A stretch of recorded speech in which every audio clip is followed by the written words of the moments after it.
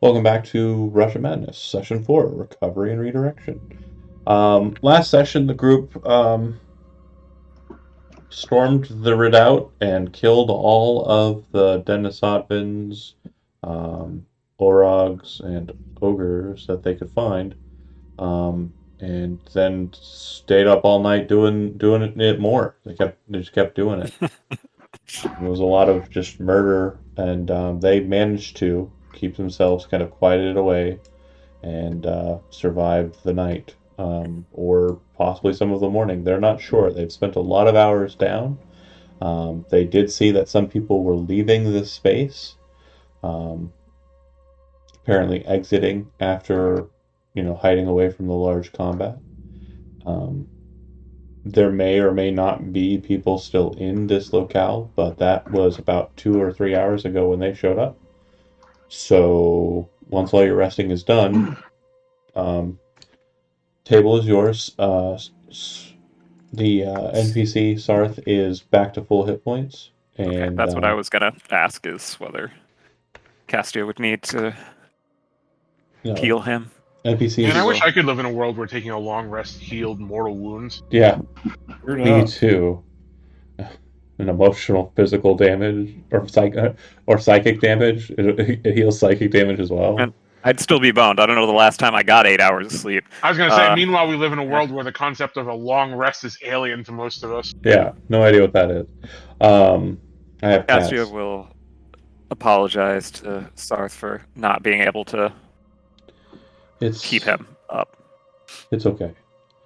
You should still have control of his token. I will also note that Yeah. you should have control of, as a group, collectively, control of, let's say, as well, token-wise. Does Sarf have a weapon? We were gonna take the great axe off of the dude that cut him in half. Guy. Did you take the great axe off of him before you went to rest down? We gave it to Sark, yeah. Yeah, when you were inventorying everything that was on the bodies when we were Just searching making them. sure, because the way you phrased it sounded like you didn't, so I was just making sure. Yeah. No, we did it. We did it before we went to rest. Like right after we killed him. Cool. So yeah, he has a great axe. Nice.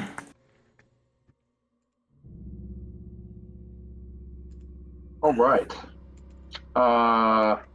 Lint wakes up and stretches. Kind of cleans himself up a little bit. Maybe gets something to eat.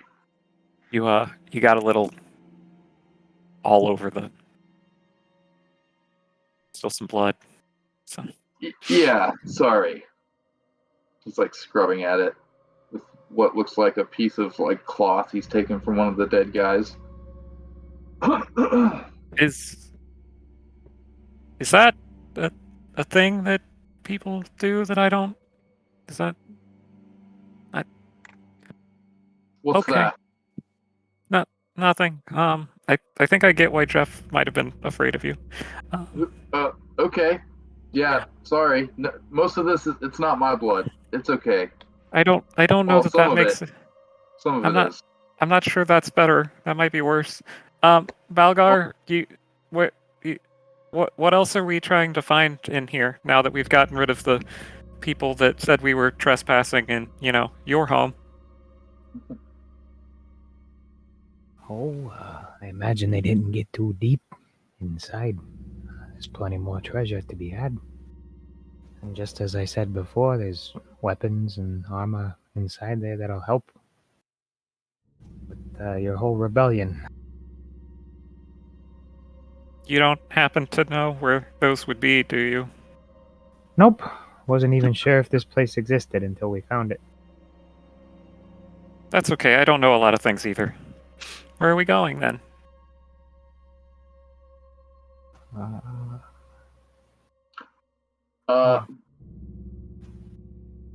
Deeper.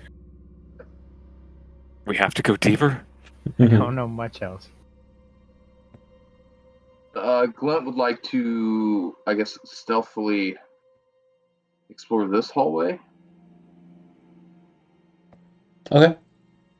So yeah, that would snake around back to more crates, boxes. It does look like some of the boxes in the room with the dead wolves and the dead ogre has been kind of scuffled through, and some things have been taken. The same would be true of the space that you're now entering into. It would seem that during the night, during some of the quieter parts of your evening, they went ahead and took some of the articles that were of interest to them. It does look like a lot of the materials that have been left behind are mostly things that would be exceptionally useful for, I would say, exceptionally useful for an invading or occupying force, as they are kind of merchant things that people in the town would really, really want. And if they're controlling the flow of those things into the town, it would give them an edge in kind of quelling Yeah, it's like things lots like of yourself. basic goods. Well, not so much basic. It's more kind of like finer goods, but like not like functional goods. Nothing here is going to serve you as a group, but a fine bottle of wine here, or exotic produce that Mm. works well on kind of like a long travel, like nuts and such. I will take that bottle of wine though. There are several of them, yeah. As long as you intend on sharing, my friend. Yeah, I'll take 2 of those. I'm assuming that the corpses have been just left aside. I'm the only reason I'm asking is because I'm wondering if they put any value on their dead or not. Doesn't seem so. They left everything kind of as you left it. If any of the weapons had been left behind on any of the dead, they would have taken those. But besides that, not so much. No, we gathered them up and Yep. sort of stashed them. Okay, so he's just gonna keep going back here. He sees more dead bodies. As he goes by, he kind of like searches them real quick. Yeah, as it was before. You've already searched these bodies. Oh yeah, okay, so these were like the original guys. Yep. Okay. Yeah, he's gonna head back here. He sees there's a gate. Why is Roll20 keeps dropping my token? So Nobody ever asks how he is comes back here and checks this gate. Never ask how. The gate has 2 dead women in the back. Looks like they died Yeah. of starvation. Yeah. Yeah, those were the prisoners. Okay. And then let's see. Gonna explore. Go to about here. Okay. Before you do, does anybody else want to do anything? Yeah, we would all like to traverse further in. I just want to make sure if we're Orlando's. kind of following behind the hunter, that's fine. I just want to make sure if anybody wants to go in any other directions, that's Yeah, Orlandus wanted to go into this hallway up here where the first sure. trap was set. Yeah, you have free reign. If I see you move into a position where I feel like, I'm going to need to address something, Okay. absolutely. Now there was a body in here or something. Yeah, so kind of moving around, you would know that there is another one of the night blades that has taken up a position, kind of settled behind the boxes, kind of in this little alcove, there. He's got the same things that all the other night blades have, the strange wavy blade. Is this like a well over here? Yeah, Oh. it is a well of potable water, Okay. and the water is actually quite high up on the. It's like quite full. That way. See if there's anything in nooks and crannies and whatnot. And this door, is this a door over here? Or what? It is. It's open currently. It's left ajar. Okay. It looks like on the opposite side of it there are sleeping mats. Okay. Looks like just kind of, anything that was comfortable. enough to kind of Okay. lay on. They've kind There of set aren't up. there aren't any doors that share uh the same designs as the keys we found earlier, right? Not so far. Okay. I think I'll catch up with, well, not all the way up with Glint, but Sarth and Castia will be about where I have them now, kind of in sight of him. Does this gate does it have a keyhole or no? I'm sorry. One sec. This gate right here, sorry. No, it doesn't. Okay. Oh, okay, that's the sleeping bag area. Alright, never mind. What's this where I am? Oh, cool. You maneuver around into an area that's very kind of claustrophobic and dense. The wall definitely kind of looks a bit off to you. Go ahead and make a perception check.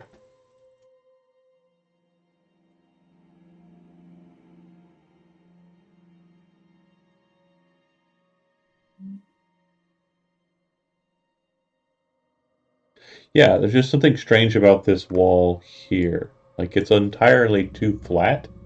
Um, Maybe it was carved to be that way. It definitely looks like it's been worked, but it's entirely too flat. That's to be sure. Nah. That's out of place. We're gonna kind of take time to like look around at this little Yeah. small hole. If you're spending some time Alright. focusing on it, that's fine. I know how derps be working, so I'm gonna pay attention to the stone and feel around. See if I Absolutely. can find anything. We'll get back to you here in a second. The rest of the group kind of convening at the door where the looks like people who kind of worked here slept. You'll see inside there are a number of boxes, crates, barrels, small little kind of round boxes. Looks like a lot of fineries are kind of placed in here. And you can see that some of the kind of fabrics, pillows, and the like have been put on the hay piles that have been kind of left to the middle.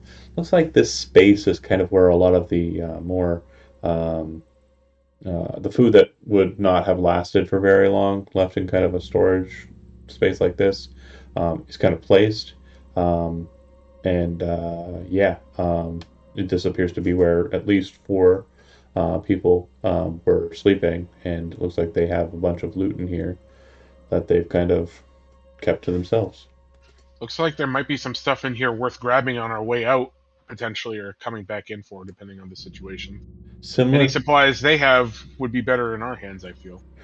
Great. Similar to the other spaces, it does look like during the night they did kind of go through it, but it doesn't look like it was as thorough, and it doesn't look like as much has been turned over. Does look like someone's been in here kind of maneuvering stuff around, but it doesn't look like they knew what they were looking for, so to speak. Snapping back to Chad, are you staying where you're at, just kind of keeping kind of a focus? There's a step that kind of leads down to a door, and then there is a path that leads up to a door on the left and a statue. Yeah, so door on the left and the statue. I guess I want to make sure there's no traps running around here. Okay, go ahead and make an either investigation or perception roll your choice.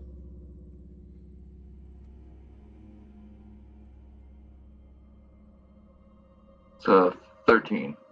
Looking at the situation, there's no identifiable traps. You're not, afraid of any of this. It doesn't look concerning. Okay.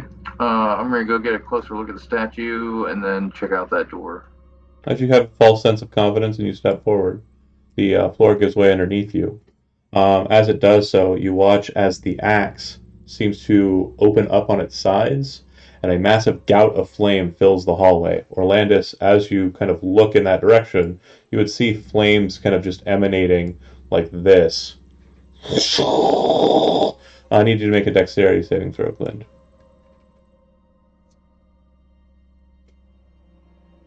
It's a 10. All right, you'll take the brunt of it. It'll be a total of 18 points of fire damage. As you kind of like turn around and run backwards, it kind of catches you on the back. You kind of rush around the corner, kind of on fire, throw yourself to the ground, and kind of roll around for a bit to get the flames off you. I'm going to use my protective field. That's a reaction to something you can see, is it not? It just says when I take damage. I'll take a look at it. I'll just throw it up. It's a lot of text. When another creature you can see within 30 feet of you takes damage, the protective field would be against for other creatures, not yourself.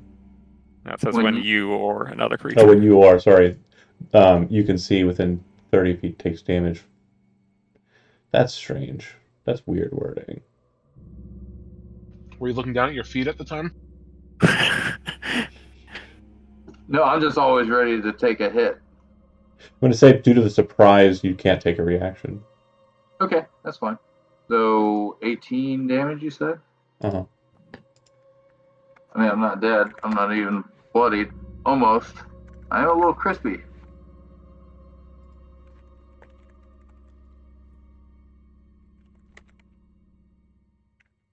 John, your screen cap on your stream switched to Google instead of local. Oh, weird. Glad that wasn't embarrassing. Ruh-roh. There's still time. Could have been other stuff. Yeah. How to kill player characters in Dungeons and Dragons. No. He doesn't need a guide for that.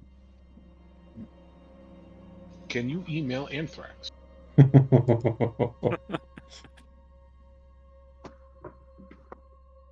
Okay. So, yeah. It does appear that floor there, kind of in front of that door, was the cause of that. The ignition location, after throwing out the flame, remains open. So whether or not it will do it again if you step in that kind of space or not is undetermined. Someone was pinging the door. Is that you, Jonah?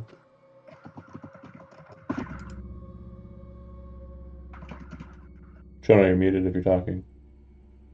Sorry, my bad. Is it just a normal door, or does it have a keyhole? It does have a keyhole. Okay. Does it have one of the weird keys that we found, or is it just a normal key? Do you have the key ring? Yeah, I have all 3 keys. Do you try them? Yeah, I'll try. Sure. It's the one of the normal just iron keys is the key that's used to unlock it.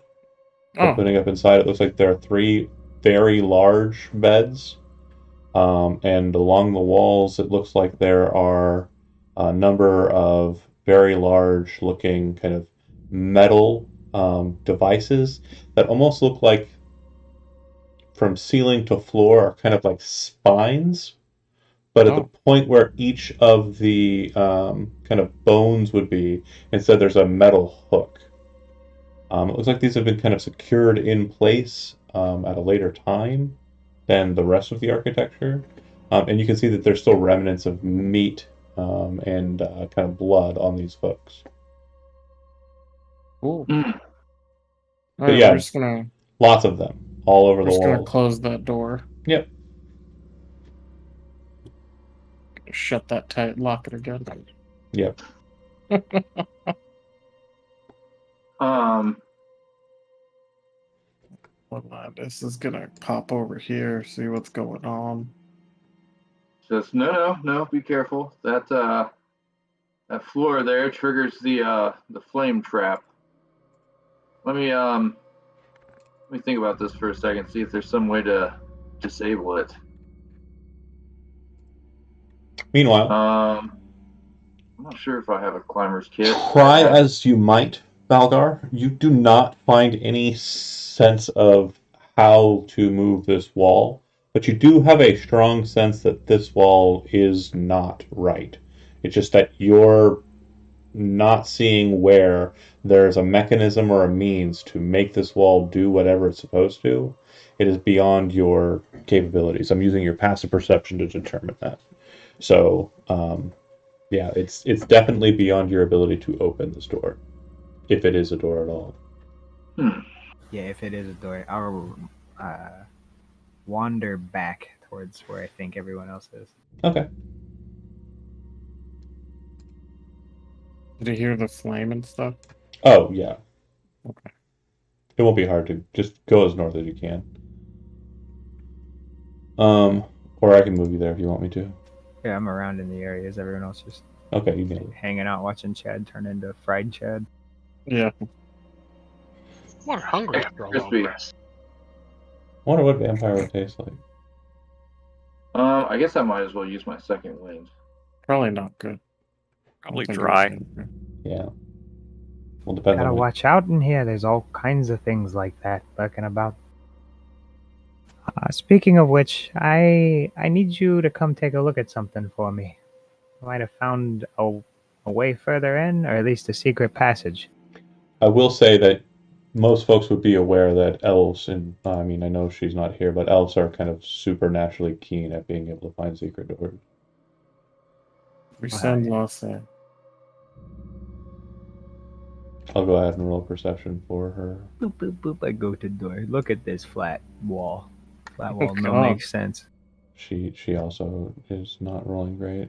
So even She's- So I guess in exchange to Balgar coming to talk to Glint about the possibly not wall, Glint would tell him about the trapped floor over there. See if perhaps he knows anything about dwarven traps or engineering and or any ways to possibly disable it. Glint has some ideas, but he'd rather defer to Balgar before he goes vandalizing stuff. Well, I mean, dwarfs are pretty simple people. Surely it's not an infinite type of flame that they're working with. Put something heavy on that floor and see if it runs out. If it doesn't, well, I mean, then you can't take the stone off and you're kind of fucked, but, you know. We throw one of the bodies in there. How about just a heavy barrel? Or take a barrel and put a body in it. To save time, you do spend some time trying to get a heavy object onto what you would know as the pressure plate, and nothing else happens. Oh, it was a Done. one and done. Nice. Well then, Huh. now go take a look I guess at your. you're just fat, dog. Now let's go take a look at this wall you were talking about. You can also go ahead and make a perception check. Can I make use an- guidance on him first? Yeah. Should I Please make an look at my wall. instead? I didn't hear what you said, Chad. Can I make an investigation check instead? No, not at all. No, this is a perception check. Yep. So God, 9. you, Oh no. With the guidance, guidance would be an extra D4, but I don't know if that's going to be enough. 11. No. So the corner doesn't seem to be a wall. Like you've got an expert opinion in the elf, and you've got the the monster hunter's skill. And I can say, just to give you satisfaction, you do spend a lot of time investigating, and that's probably why your perception check wasn't as good. You're looking for something detailed and nuanced, and it's just not popping up. Lose is of the opinion that it is not a secret door, despite the dwarf's protestations and metagame thinking. But yeah. What if Castio wanders over to see what's going on, and then I also roll a 3? 15. Still not satisfactory. Jesus Christ. Okay, I'm gonna try. I love saying it in the way that I do, because it makes you think that there's something there and it's going to keep you focused on it. I should say it in a different way so that you feel like there's nothing there. So with that 15, which is a really high roll, everybody, there is no door. Okay, we're just gonna. Orlandis is gonna go this way. Do we believe me? Have we There is a considered window. breaking down the wall? Joe, so mad. Joe, cast shatter on it. Fuck that wall up. I know it's Okay, a door. yeah, I'm just crazy, I guess. Don't rely on me for anything else coming up in this dungeon. Good luck figuring out pressure plates and shit. No, And he you retires. satisfactorily had a good answer to that. But if you go to the door on the far side, Orlandis, it looks like you're doing that. You would open it up and just find another kind of area where people rest. My roll 20 Oh. keeps lagging out though, so very Yeah, funny. it's okay. Take your time. Take your time. Okay, so we've explored all the paths in this general area. It might actually be a door, you guys. There's a dead end. It is a door. Cool. and it goes into a room, and it's filled with more beds. These are triple stacked, higher ceiling in here. And then you would also see that there appear to be secret doors on the far side, similar to the secret doors that you saw in Secret. the first chamber, the hall, the foyer, the very large rocks that descend down. Mm-hmm. And you would see on the right side of it, there are two levers, and they are both thrown in the position that you would presume would be open.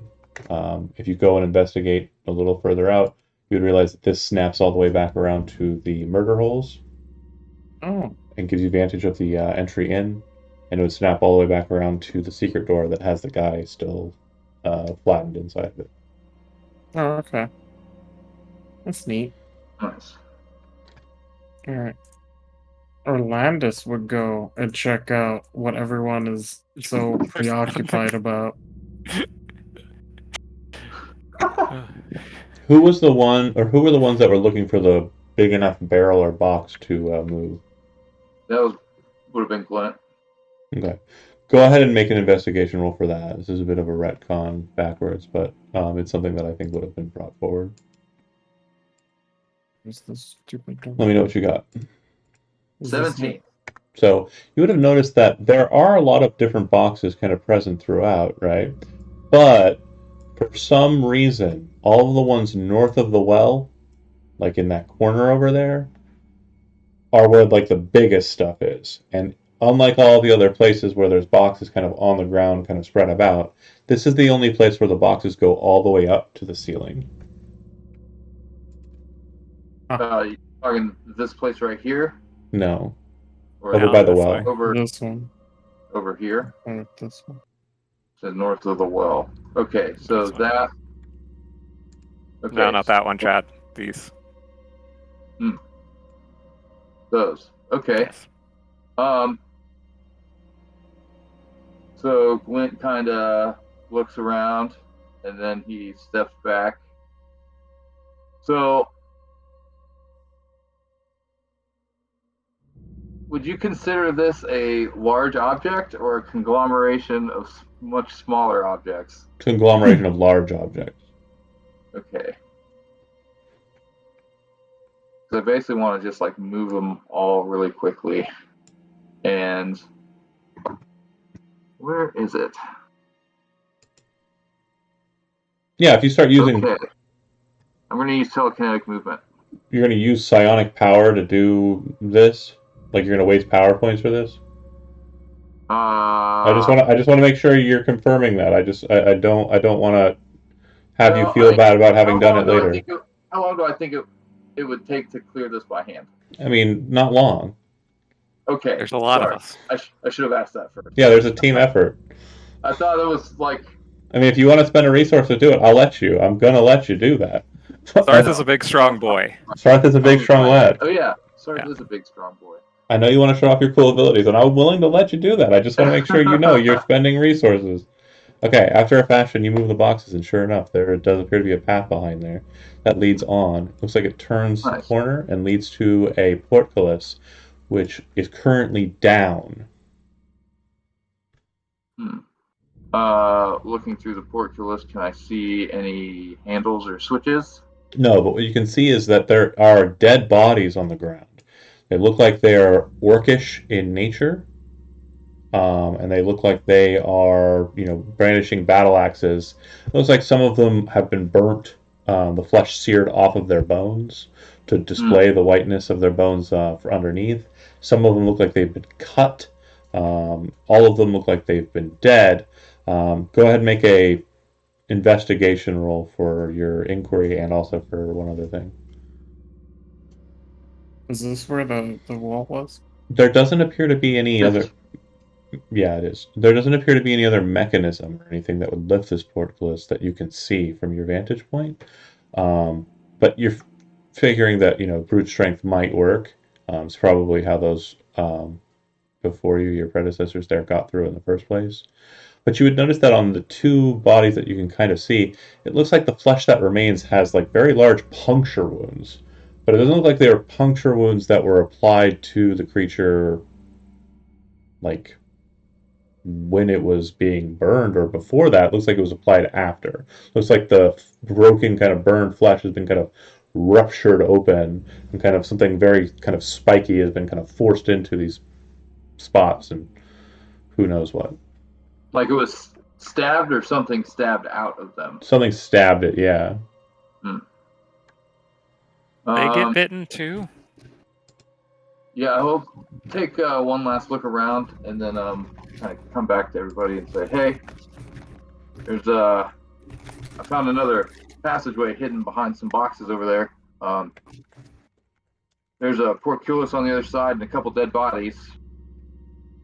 And I think we might be able to get through, but I'm not sure if we've got a way to, I don't know, hold it open or maybe get back.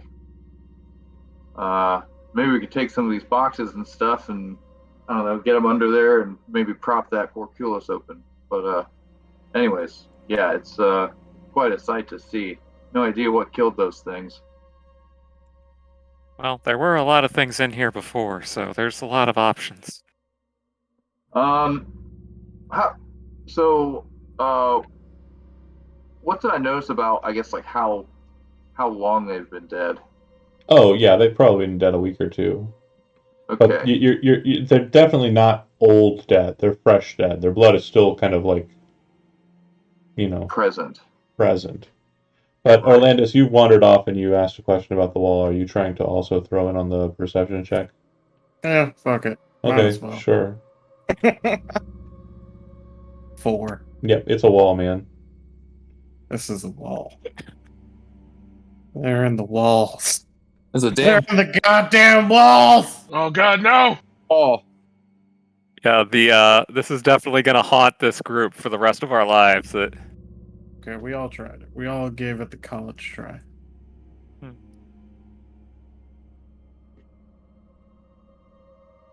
Alright, portcullis. We're gonna give this the old college try too. As you should. And these are this is like a gate, right? Yeah, a very large gate to lift. wrought iron gate that's like settled down in kind of stone holes. Looks like it's kind of slotted in neatly. It's completely kind of like a dark coloration, which initially looks like it's due to just the iron that was utilized, but on kind of second examination you realize that the metal seems to have suffered heat trauma. So they could be pushed out? You could attempt to try and force the bars of the portcullis, yeah, but it's relatively heavy. But it does look like it's kind of slotted in like a slide mechanism. Oh, like a slide, okay. So, okay. I guess me and Sarf could try to slide it, see if it moves. Okay, you're going to try and lift it up. So he is going to be assisting you. The two of you have, or what's your strength? 16. Perfect, sufficient. So you'll make an athletics check to see if you can lift it. You'll have advantage with Sarth's assistance. Okay. The two of you are able to lift it up to like shoulder height, even over your head a bit. And you're able to maintain this posture relatively easy. There is a weight to it. It definitely wants to come back down. But you're able to kind of push it over your head, step underneath, and go to the other side, allowing other people to pass by you. Okay. I'll go right there, I guess. Well, before you move, you're going to hold the bars up. Sorry. Everyone else is going to go in first. Don't just put my guy right there, then. Cassia, sorry, as you step through, you see that there are the more bodies. To the north side, it looks like there is a door. On the door is the depiction of, it looks like the door is made out of wood, but on the door there's a depiction of a dwarf with his hands crossed over his chest and two axes that appear to be covered with fire in this depiction. The depiction of the dwarf is just like this iron sheet of metal that's been like etched to look like this, and it's been kind of fastened onto the wooden door behind it. The wood looks like it's completely charred. It's almost unrecognizable from the kind of dark metal that the dwarf is made out of. But I'm going to guess that would be like a history check as opposed to a religion check. It looks like a cool dwarf with two axes. You assume it's some blaze hatchet based on what your cool Blaze Hatchet has said in the depictions on his own Hey, iconography. Balgar, is this your dad? Can see the resemblance. There's also a large pit with stairs that descend down into darkness.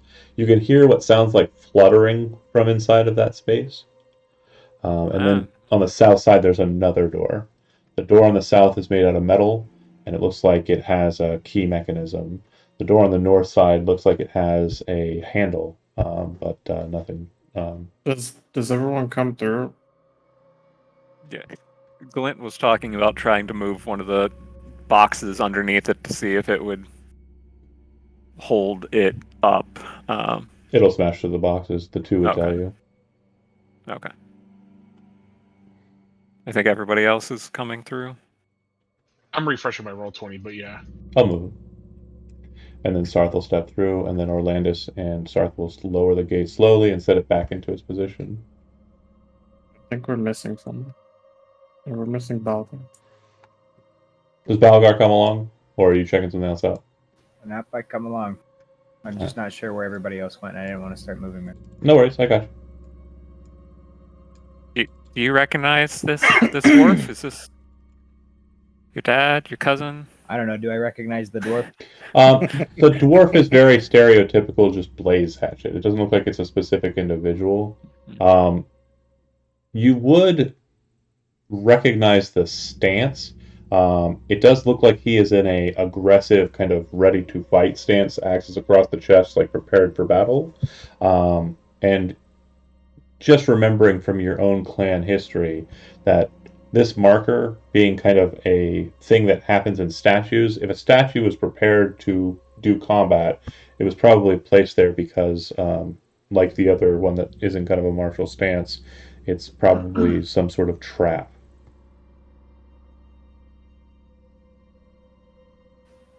Is it a magical trap or a mechanical one?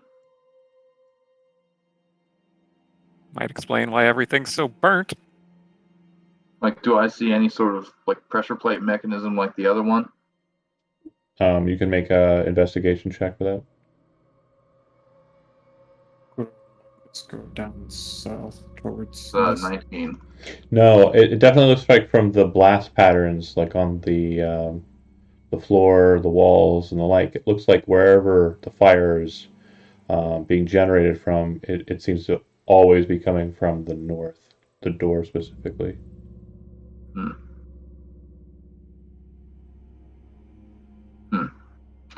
Okay. Does this door down here have a keyhole? It does indeed. Yes. Okay. The keyhole in question, it looks like it has a small bluish colored stone kind of settled above the hole. Mm-hmm. None of the keys on the ring have a color stone or anything like that, right? They were just unique shapes. Checking your notes, Jonah. Oh shit. Let me check. Hold on. I don't know if any of them had a. You look down at the three keys in your hand, and you know that two are made out of metal, and one is made out of kind of like a more like iron, and then one is more of like a malleable, kind of softer metal with a blue gemstone in its head. Oh, okay. We'll use the one with the blue gemstone then. Click, it unlocks. Nice. You got one for that dwarvish door over there? There's no keyhole. Inside of this space, you see a desk, single bed. Looks like another one of the strange fire pits. A hole in the ceiling. Looks like there's wood next to the weird fire pit for kind of more of a refined burn. The desk has a couple of just small plates settled onto it. One of them looks like it was recently used, slightly dirty. You would see inside of this room, everything's already been kind of taken, if it wasn't already bolted down. On the side over here, you can see the telltale signs of the strange kind of stone door that you saw in the foyer. And to the right of that, you see a total of 3 mechanisms, similar to the mechanisms inside the trap area, or not the trap area, the murder hole area. One of the mechanisms looks like it's rusted and broken and kind of just locked in the middle position. The other two look like they're functional. Okay. I'm gonna call everyone back into this room before I start hitting switches. Hmm.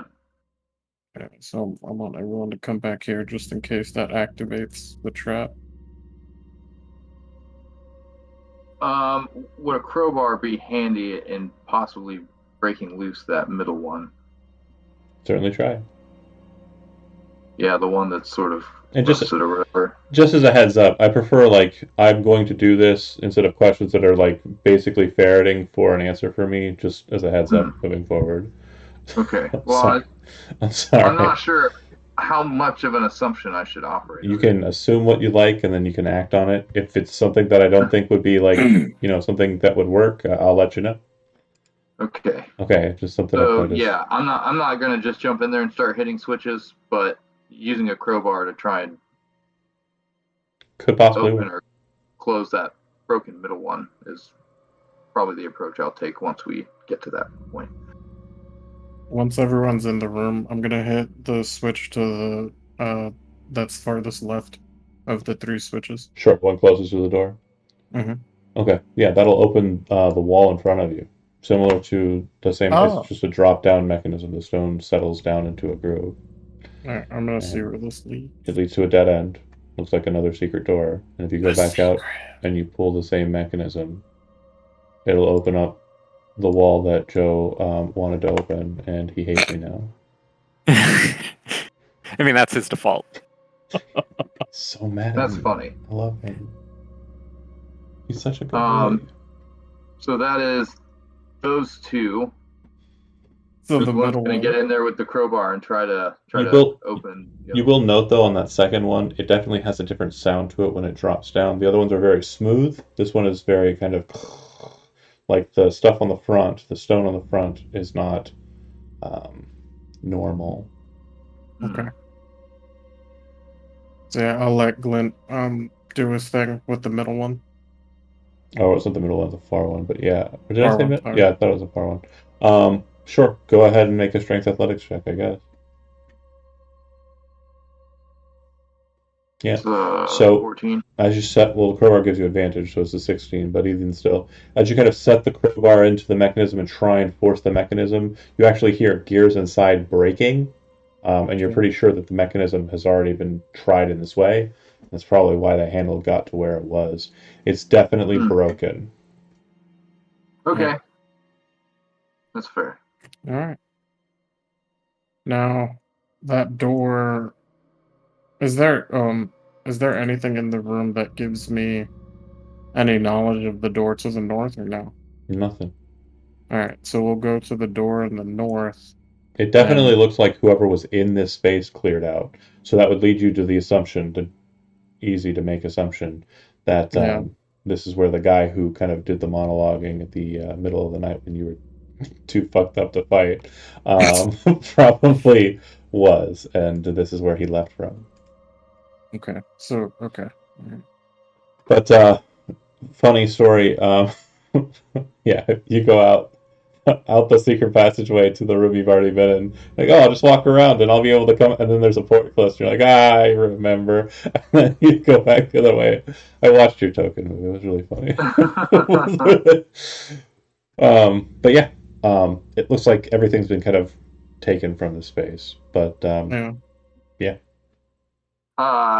Can I check the desk for secret compartments? I'm not going to let you waste your time. But you can't. You can't. I will say, like, you do thoroughly give it one over, and you would notice that there does appear to have been a secret compartment, but whoever was in this space, basically, like, Took out everything of value. yeah, it was literally like, oh, we move into a new apartment, we got to go. If it ain't bolted down, we leaving. We said earlier there was no keyhole, right, in this door? The keyhole to the door was the blue one, so you have one key that you have yet to use. Yeah. If there is a keyhole in this door, I'll fucking try it. There is not. Sorry. I apologize. I didn't see you were at the new door. No, you're good. You're Gucci. There's just a door handle. Yeah, I'm not gonna take that risk. Although, Before It's you, all right. I caught the last one. You can take this one. Balgar and Astrogoth, as you're kind of sitting there watching him up to the north, you do hear the sounds of kind of fluttering wings inside of the cave beneath you, kind of growing a bit louder. sure. and I want Castia to. You said there were puncture wounds on these Mhm. scorched up bodies. From the kind of like field medicine that she's been doing on resistance members after some of these conflicts, can I identify whether these were made with like a weapon or like they were stabbed with a spear or something like that? Do you have nature trained? I don't, but I have medicine trained. Okay. So Well, then it looks like it was some pointy object. That's all you got. okay. Something like teeth attached to wings that flutter, methinks. Maybe medicine might tell you it looks like they were kind of exsanguinated slightly in the areas where Okay. these puncture wounds were. Yeah. Hmm. They at least don't look like the spear wounds or other things that I've Yeah. necessarily Looks seen. like Okay. posthumously they were stabbed with something sharp and something was pulled out of them. Should we- Everyone, I need you to stand back. I'm going to open or try to open this door. But it sounds like there's stuff down those stairs, so be careful. Okay. Why don't you wait till they get up here? Once everyone's back, I'm gonna do it. Is everybody where they want to be? Here, now I'm where I want to be. Yes. All right. Gonna do it. You pull the door. Yeah. You hear a very loud click. What's your immediate response, Balgar, Glint, and Orlandis, to the Shield large up. clicking sound? You said Shield up. Shield up. Okay. I will be prepared to use my Yep. psionic defense on him if he gets damaged. Balgar, again, when I say what are you doing in response, like it's more of a like snap connection. Are you like jumping backwards? Are you like diving for the floor? Are you like what's your response? Just like in a narrative I sense. go prone. Okay. Oh. Well, I hate We've to already say gone it, but through you're you. too far away from me. You said Okay. your thing. All right, so you fall prone, and Orlandis, go ahead and make a dexterity saving throw. Do your direct proximity. You have disadvantage, Alright, that's and then Glint, you as well, and 16. Balgar, you as well, but you have advantage. Oh shit! You said dexterity? Mhm. That is a 7. I can use my defense on myself though. Okay, so Shieldmaster says if a source that's targeting you shield blocks, you ignore the damage. Correct? No. If it's only targeting me, I get to add my AC bonus to it. Okay. But if I succeed, On a then saving throw. I can take no damage. Okay, so then yeah, you'll be taking no damage. So as you kind of Holy put shit! the shield up in front of it, you watch as the two axes push down, revealing this very large open spout, which just shoots flame out from it. You kind of and push your shield in front of you, and the fire is just like coming out of the dwarf's chest, like straight into your shield. And you're like, ah! And it's so damn hot that your shield is buffering it. Meanwhile, behind you, the flames are flying over top Balgar. It's like, ah! And Glint, you take the hit. It'll be 18 damage, so you can use your reaction if you'd like to buffer that. Okay. Damn. Sorry, it is half on a failure, or half on a success either way, so it'll be 9 damage for you, Balgar. Sorry. I was trying to look for that. There's a Monster Hunter Rise or Monster Hunter thing where if you have enough defense or you have enough traits and shit, you can block everything. I'm already bored. So you said it was 18 damage? 18, so you'll take 8 less, Okay. and then Balgar, you'll only take 9. No, sorry, 6 less. Never mind that. Oh, Plus 2. gotcha. Okay, cool. So 6 less. As the flame spewing, and then finishes, Orlandis, you hear a loud from inside the door, and then the door handle, which was in your hand, just drops to a open, depressed state. Do you wish to push the door open? Yeah. All right. Inside, you see the mechanism of the trap, and you see two large, massive fuel tanks in the corner that are attached to this strange, ornate kind of brass and bronze hosiery that leads up to the door. And on the back end of the door, there's this device. It's basically implanted the other side of the facade that looks like it's the source of the flame. Damn. Okay. That's a little. All right. And you can also So see the mechanism where the door being pushed down seems to catch a mechanism into like a Rube Goldberg kind of style thing, which causes the depression of the fluid and then the fluid to push out into the ignition source, which is inside of the thing in the door. Okay. All right. So Orlandis will start walking back, kind of triumphantly, and I'll just say, "Are you okay?" Glint coughs, and it's just like a cloud of like soot. Couldn't vape. I'll be fine. All right. So if everyone gathers around, Orlandis will give them a speech about going into the darkness with As you little start to no light. calling everybody over, you see that the shadow gives way to a few small shapes that seem to kind of fuck. rise up out of the space. Doesn't look like they're very cognizant, more like moths being drawn to a flame, or a creature being kind of curious about sound. They seem to be kind of coming up, fluttering around, but as they see you kind of start taking kind of reactionary postures to them, they start flying higher up into the ceiling space. Okay. And crossbows. Unfortunately, there were no dead here, so it doesn't look like they're trying to engage you at all. Good. Could I still give everyone heard the the benefit? Yeah, they'll flutter around, kind of annoyingly, and then kind of take roost, or not roost, whatever bats do to ceilings.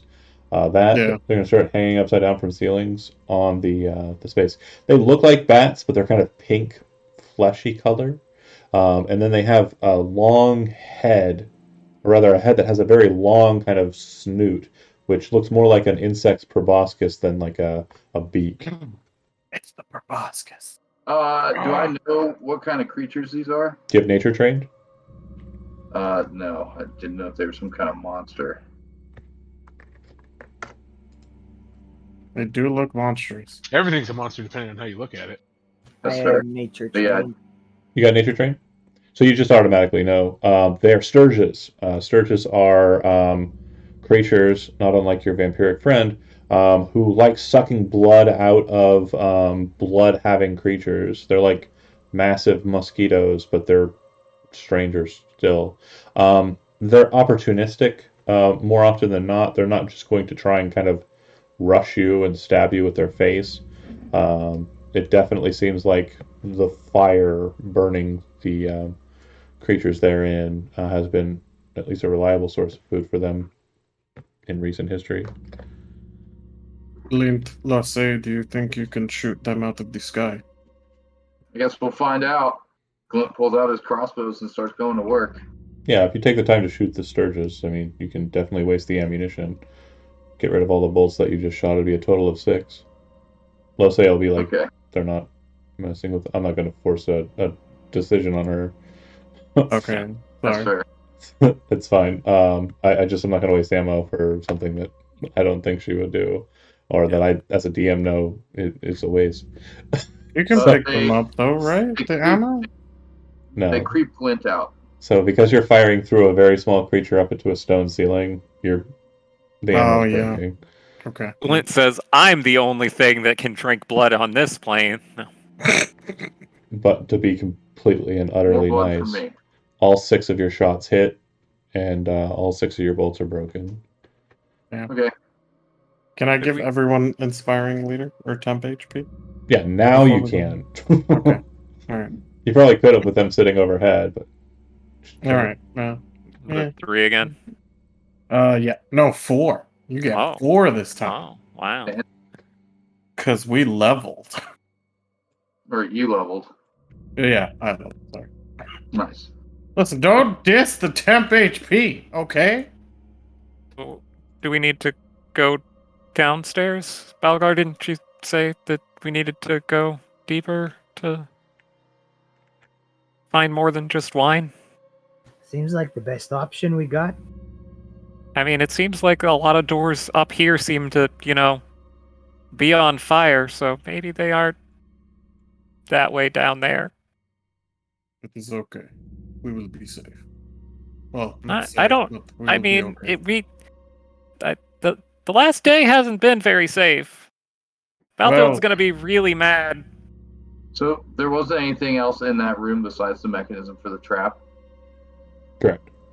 Okay, that's funny. alright, so torch in free hand, shield in other hand.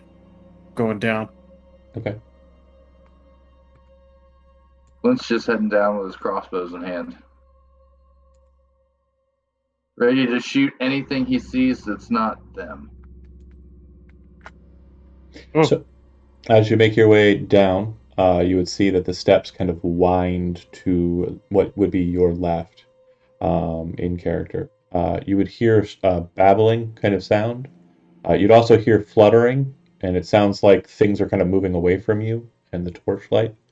As you kind of move forward, you would note that directly on the ground before you, there's a small bit of a stream of water kind of descending down and off to the left of the steps that descend further down. It looks like on the right side, the wall on the right side of the cliff gives way to, or the right side of your descent, there's a cliff. The wall gives way to that cliff about 10 feet off of the ground at this landing that you're coming down towards. So it'd be kind of here for that cliff I was mentioning. And it maintains its height. The steps kind of go down about 10 feet to the bottom, and then kind of just give off. And then the cliff kind of follows the same kind of route towards its end, like the descent towards its end. Okay. The sounds of the flapping seem to have headed along with the water, and you might have, at like the edge of your torchlight, caught sight of one of the small little bat-like creatures kind of fluttering in that direction.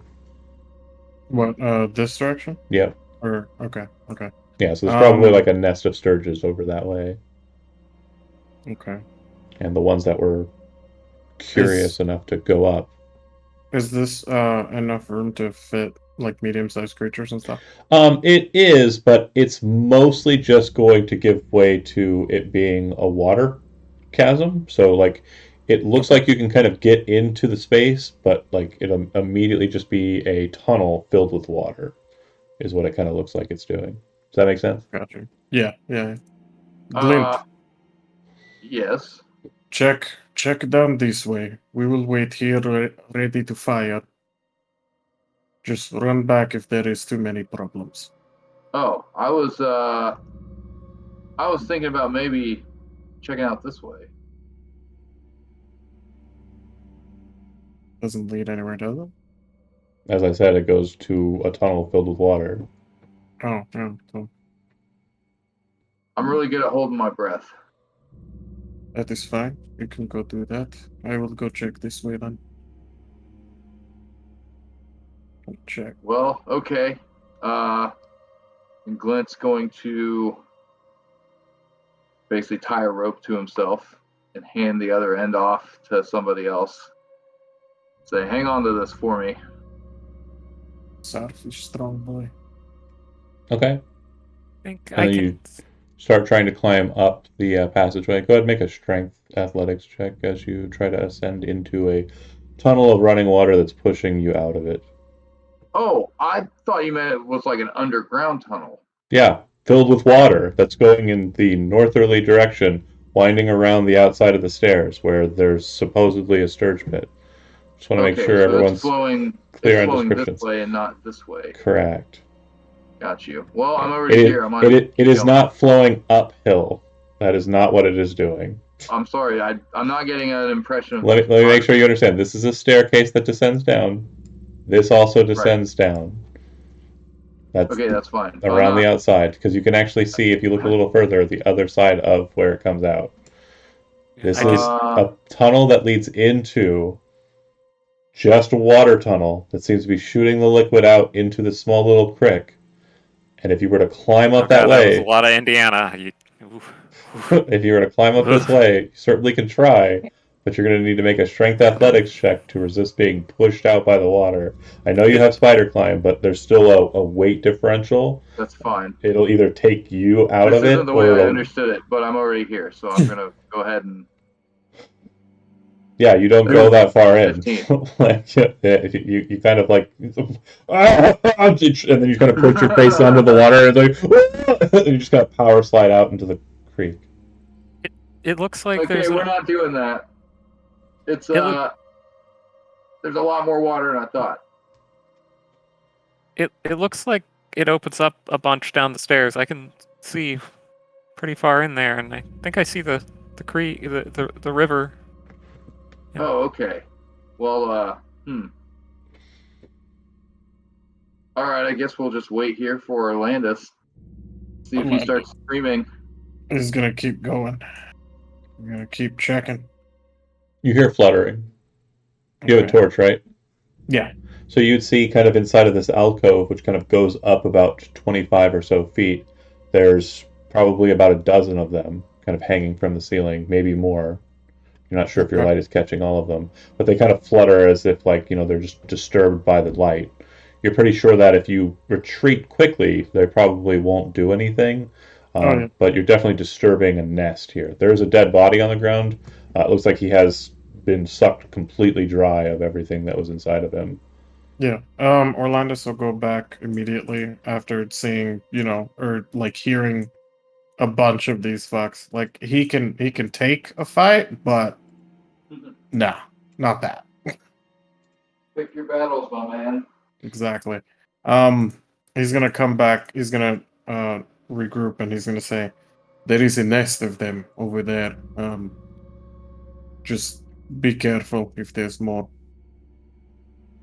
And then he's just gonna keep going forward. Yeah. Do we hear any fluttering in this area that we're going into? Mostly retreating. You do hear some fluttering of like maybe 4 to 6, kind of heading north, and you would see that they probably flew up the same passageway that you were kind of in a minute ago. Okay. All right, gotcha. And the water in this space is a little deeper. I'd say probably about 3 feet deep in this kind of rent through the stone floor. The stone floor has this strange combination of looking like it is worked, but also looking like it's kind of ground down and battered. Balgar, as you're making your way down the steps, there's this kind of sense of familiarity in like the remnants of the stonework, and you actually see where it looks like there's a cleft of stone, and on the ground broken shards that look like the clear pattern work of dwarven hands that appears to have shaped a face that's been broken into several pieces just laying on the ground. Oh yeah. I think. Sorry, go ahead. I would say that this is kind of indicative of what you would expect to be in a catacomb of dwarvish society. They don't put too much work in the stone. They want the stone to be as close to native or natural as possible when you are laid to rest inside of it. I think Castriel kind of like squint into the distance and point over in this direction. I think I might see a door over there. As you're kind of looking over that way, the two of you actually see shadows kind of move. Oh, that's not what I wanted. You see shadows kind of moving. Reality distortion. Ah! You see shadows kind of moving in that direction. Two silhouettes of very tall-looking humanoid-like creatures, but as you look at them from side profile, you would see that their faces are very kind of long and lizardly.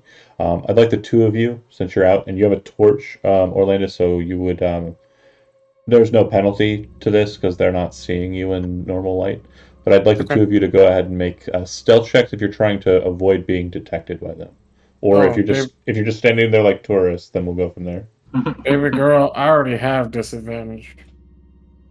Okay. Oh yeah. Well, we're super noticeable, though.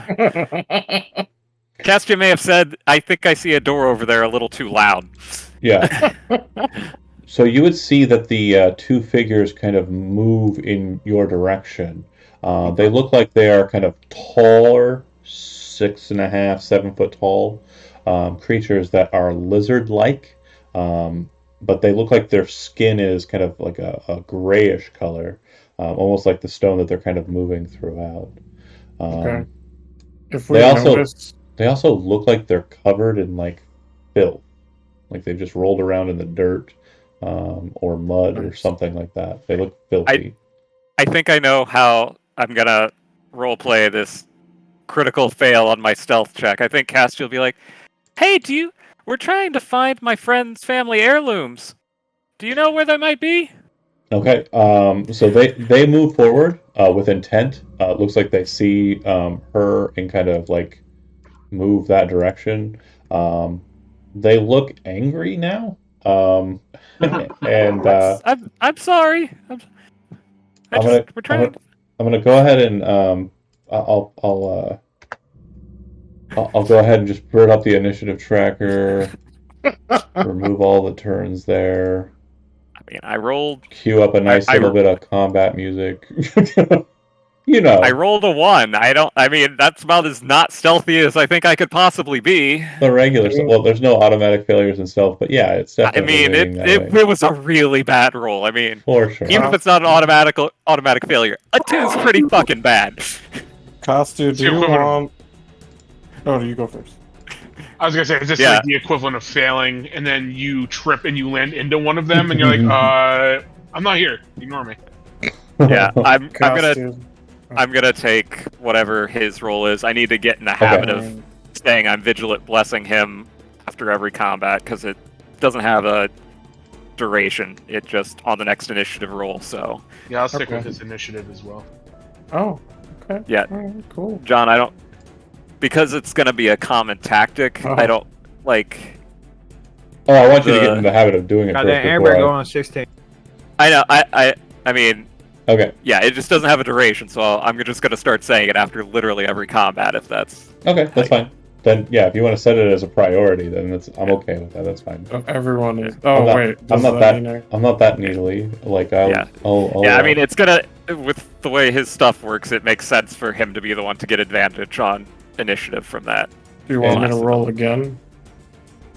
Okay, so there's a lot going on conversation-wise. I just want to make sure we understand where we're at. So, nobody's rolled. That's where we're going to start. First question I have, because these are things you kind of want to make sure you do as a group. And obviously they're not being done because some people are rolling still. So, you, since it's a choice for the party, need to say, like when I say roll initiative, say, wait, that's a good pause point. I will allow Castia's position of you have advantage on your initiative roll because that makes sense. If it's not a once per day use, that's fine. Okay, great. So then Orlandis, yeah, you would roll your initiative with advantage, but before you roll, you need to ask the group if they want to be on your initiative or not, because they can't decide to be on your initiative when they see it's good, and then decide not to be on it when they see it's bad. That's the point. I mean, he did ask. Yeah. People rolled. So everyone else, it's not so much you two. Well, correct. Yeah, it's just you need to, when I say roll initiative, everyone's priority is to try and do it. We need to get everyone out of the habit and make sure that they're aware that there's an option. So, does everyone want to go on the same initiative? Or hell no.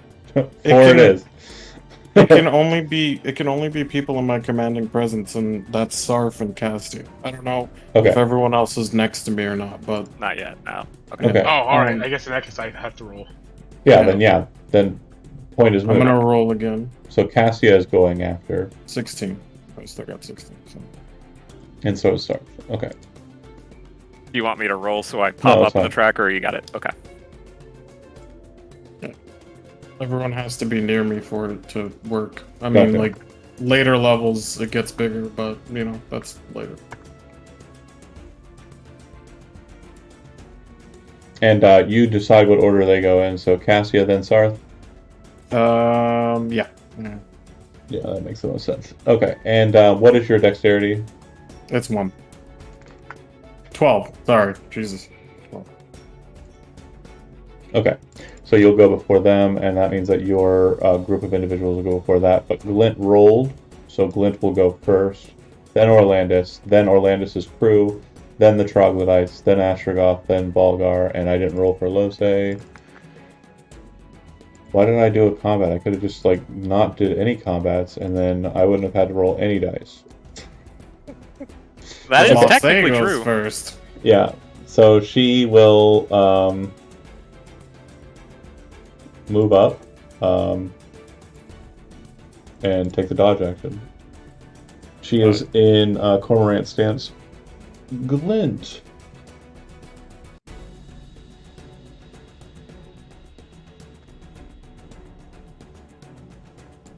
If you're talking, you're muted. He moves there, Okay. and then he's gonna fire his crossbows at this one. Okay. Yeah, that one. Let's see here. You'll have disadvantage for the shot. Unless you have crossbow expert or crossbow feet. No. Okay. Yeah, So the first one's a 9 and second one's a 14. 14 will hit. Okay. There's the damage. I'm gonna re-roll that. So that's 12 damage. All right. Clint done? This is difficult terrain, right? Yeah. You can jump over it though. Well, you don't have a running start, but Yeah. I mean, I'll Yes. just walk over. yeah, you can jump 10 feet. You can move to 10 feet. Either way works. Yeah, I'll just do it. Orlandis. So yeah, Orlandis is gonna move here, and then since it's difficult terrain, can I only move up to here-ish? Oh wait, yeah, you didn't see it. Can I move up to here? Yeah. That's 25. That's fine. Okay. Alright, so if I can go 30, I'll just move right there, and But then... you can't. So back Okay, one. so yeah. So then I'll use Knight's Move on Sarf, and then I'll take the dodge action.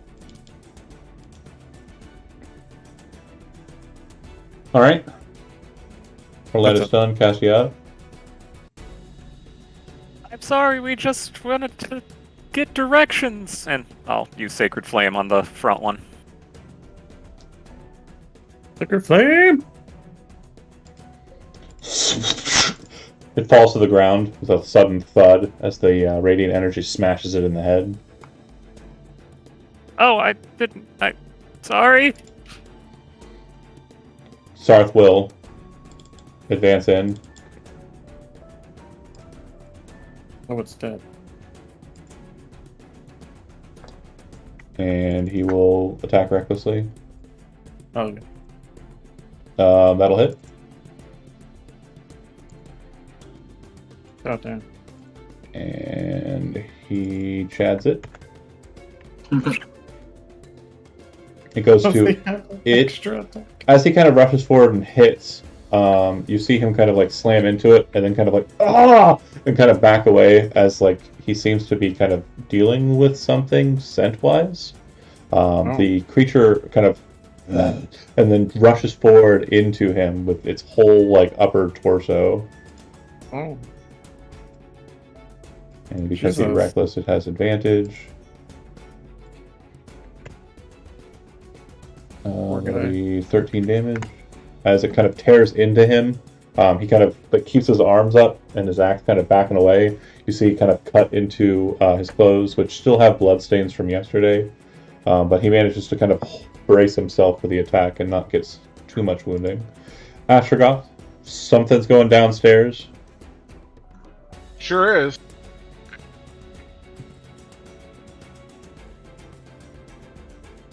I think I can get range on that.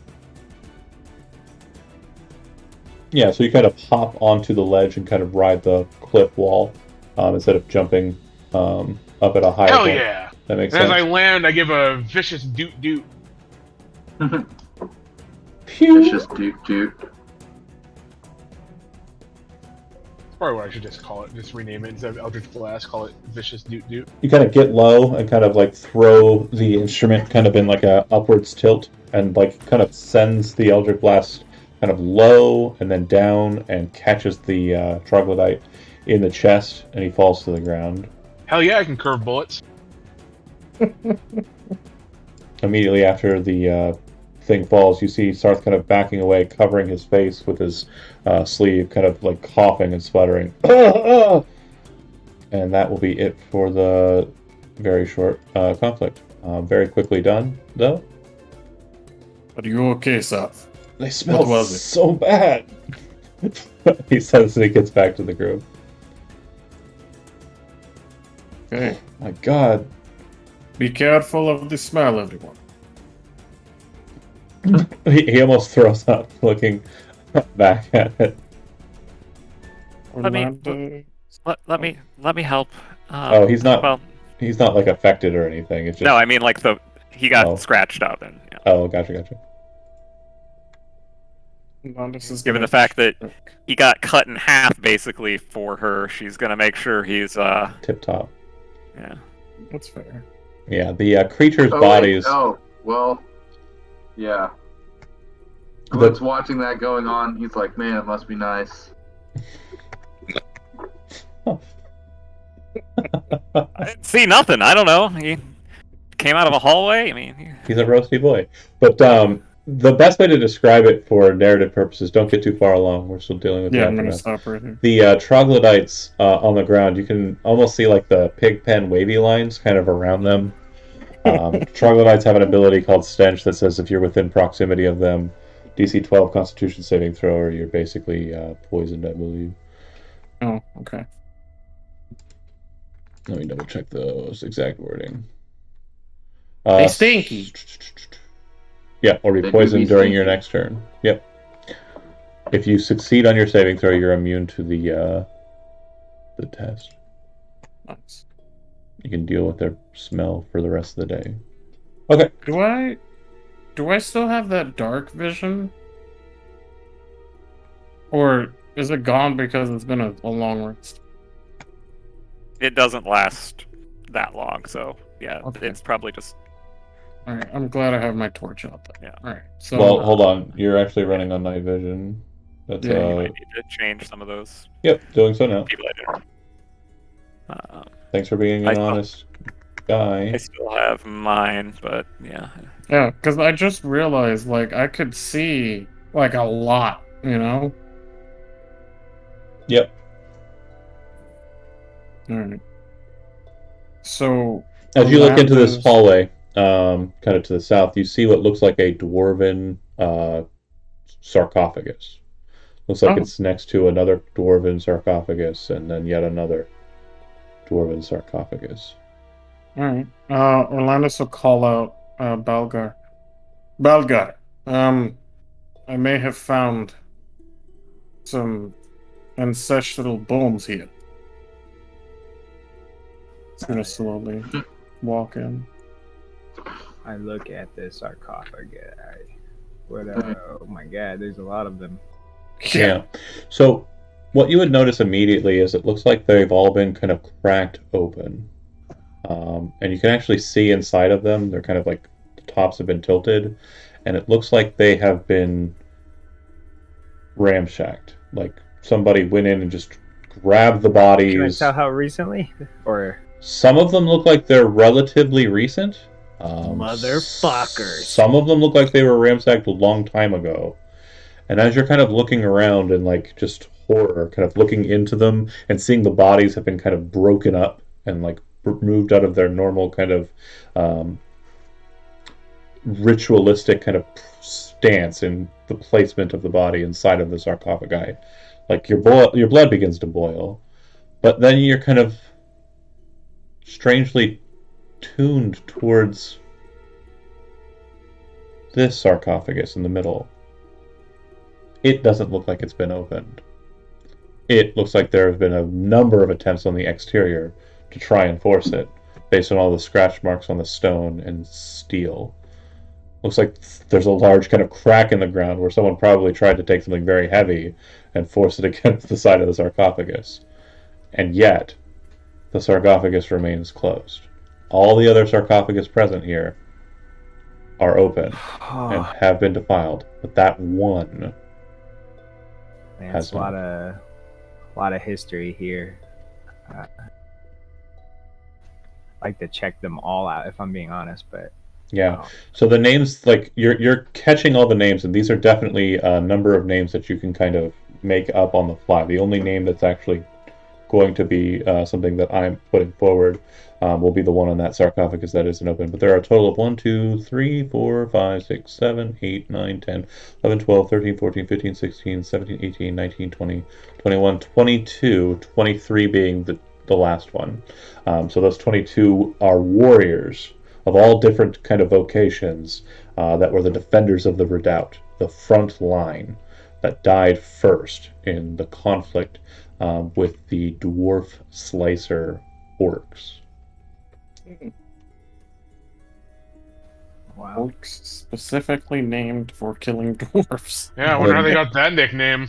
The name on the sarcophagus is Tedrock Blaze Hatchet, second son of Durgadin, captain of the front line and watch. Can we get that all typed out? Yeah. Thank you. I'm sorry. No worries. Good old Teddy B. What do I know about Teddy B? Yeah, he is presumed to have died alongside his father in the defense of the redoubt. Oh yeah.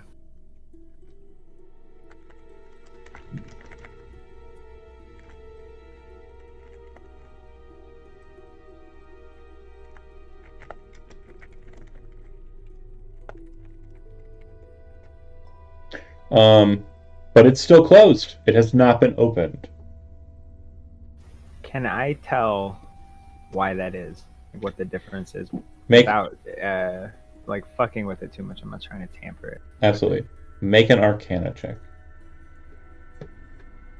Have that fucking glue on it. Like, God, we're so bad at rolling skills. It's been a fun night. So as you're inspecting it, you would know that there seems to be some sort of charm that's been placed on the sarcophagus specifically. From what you can tell, in the top portion, there's a number of different design kind of cartoons, kind of like just dwarves and in kind of like salutatory positions or whatever, like being kind of dwarfy, and there appears to be like a small just recess, like a hole. So your presumption is that this has some sort of key that goes to it. You would look back at the keys that are on offer. You're pretty sure it's not one of those three.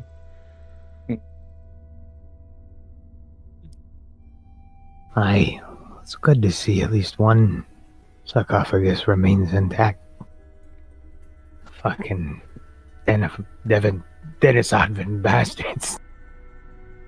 Dennis happens? Well, the name is definitely a hard one to curse.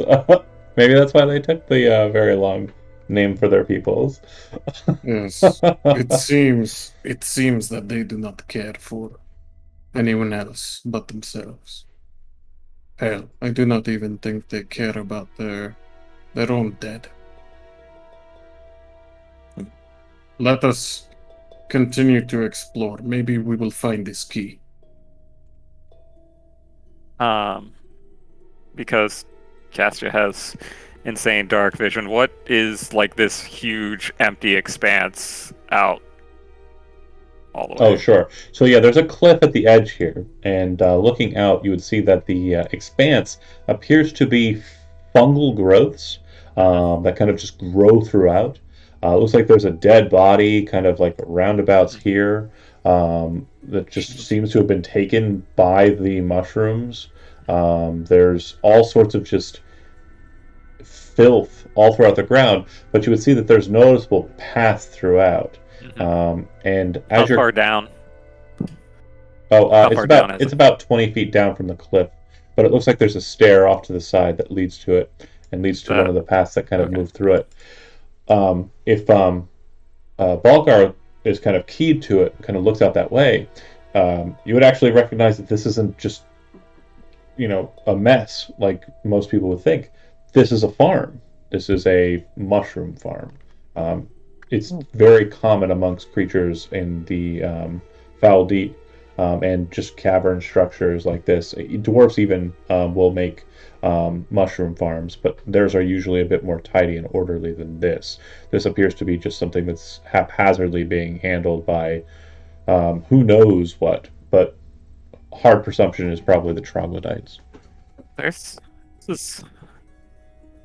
is a lot larger of a space than I thought. I thought we were just going into like a fort.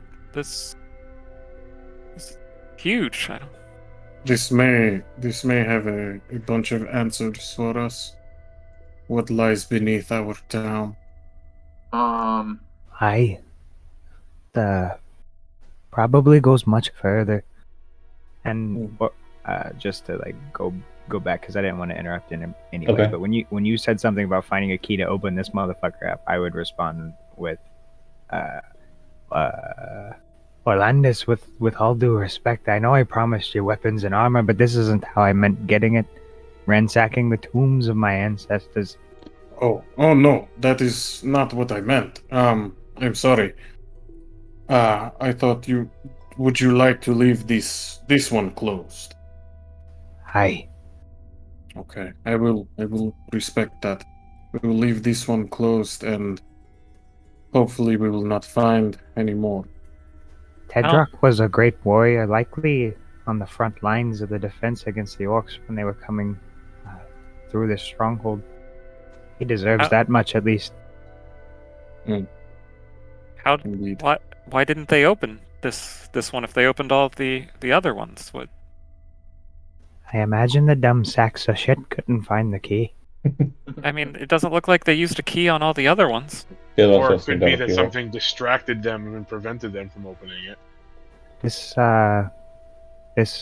one in particular was likely forged by Dargaden himself to bury one of his sons. I don't know what that means. Which part? Because I told the story about Dargaden and all and what he did. Or do you not know what a son is? No, I get that. I just don't know why him forging it is important. I don't know. Maybe he just didn't want dumb fucks like this to fuck with his son's, resting place. Yeah, it would be a fair assumption for you, Balgar, that they were buried in haste during a time where they were being sieged. So the presumption is that, yeah, just like you said, Durgaden probably put a seal and lock on it to ensure his son wasn't tampered with in death. I'm not trying to metagame, I promise, John, but Castia, being as curious as she is, would probably get close and look at it too. I don't know if you want me to roll anything as a result of that, but... Sure. If you want to make an Arcana check, you can if you have it trained. I do, yeah. Nice.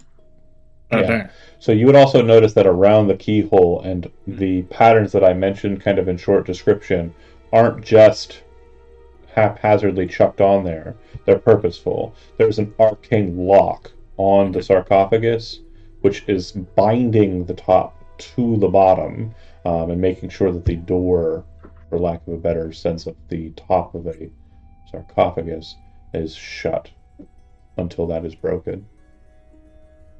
Castia will stare at it for a few moments, looking at those symbols, and then go, "Oh, I get it. Durgaden was a wizard, right?" He was a master craftsman. But this is magic. Aye, he was known for forging many legendary magic weapons and armor, some of which are still in use to this day, some of which I'm hoping we find down in these depths. Have you ever heard of an artificer? Okay. He I preaches know. you the glory of artificers. How do you spell that? Okay. I just Oh. Artificer's Rock. I think it would need more than a key, but we're not gonna disturb it. So there was that door up by the stinky lizards.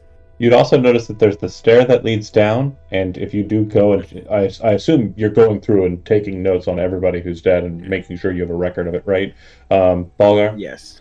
You would see that there's a hole in the wall on the southern side that leads to a massive pond of water. It looks like the wall was broken out, and on the other side, it's like where the stream continues.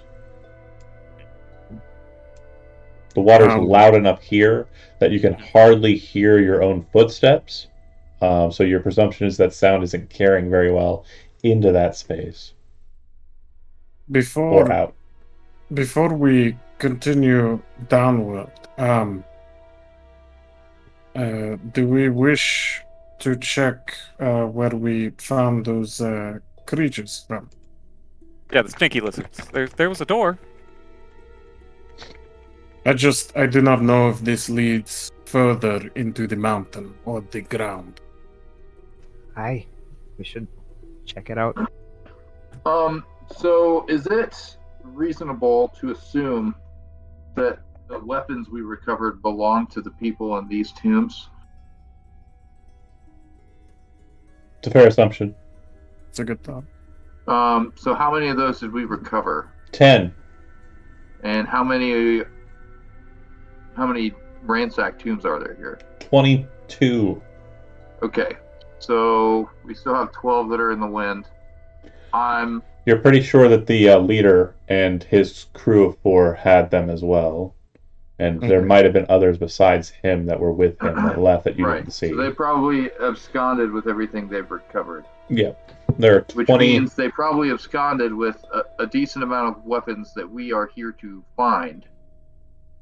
Yeah, so at least in this specific spot, yeah. And I would say that, Joe, if that's the case, if he does have 10 people with him, or 11 people with him, he probably would have taken the 22nd blade, which would have been the lieutenant underneath Tedrock, which, again, you can name whoever that guy's name is, but there's obviously one honored person underneath the captain.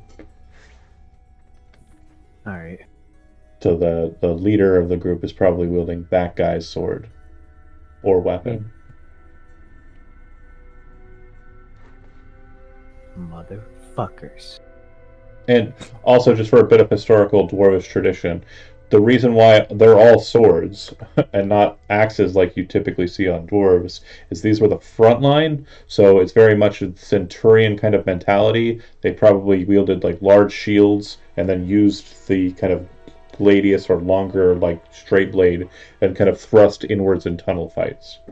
I can respect that. In respect to dwarves, they're awesome. Fucking amazing.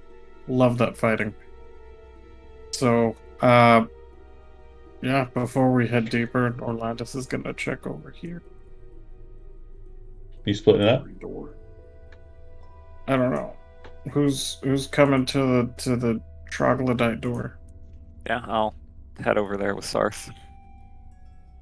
Glint will also head over that way. Real quick, Astrogoth, you're kind of heading on with them. Is there any questions you had about the space? Anything that you want to kind of focus in on? No, I would understand about respecting one's family and everything, so I'm definitely not going to poke and prod anymore. Makes sense. And I'm also not very comfortable being underground, so I'm kind of just trying to stay with the group. Yeah. I feel that. All right, and Balgar, after they kind of move back up north, are you going to go that way, or are you going to stick around the... I assume you're probably doing some heavy note-taking here. Is that fair? Joe? Must be... He's so mad at the desecration. Well, he might be muted. He might be Sorry. okay. Oh, no worries. No, I just sat back down. What's going on? No worries. So, I'm assuming you're going to take a little while taking notes. Is that right? Kind of on everybody? Yes. Okay. And then Glint, the group is heading in a different direction. Are you going to continue forward onto the walk there, or are you going to stay with... Oh, no, sorry. I thought they were down there. No. They went north. We went back north where the lizards are.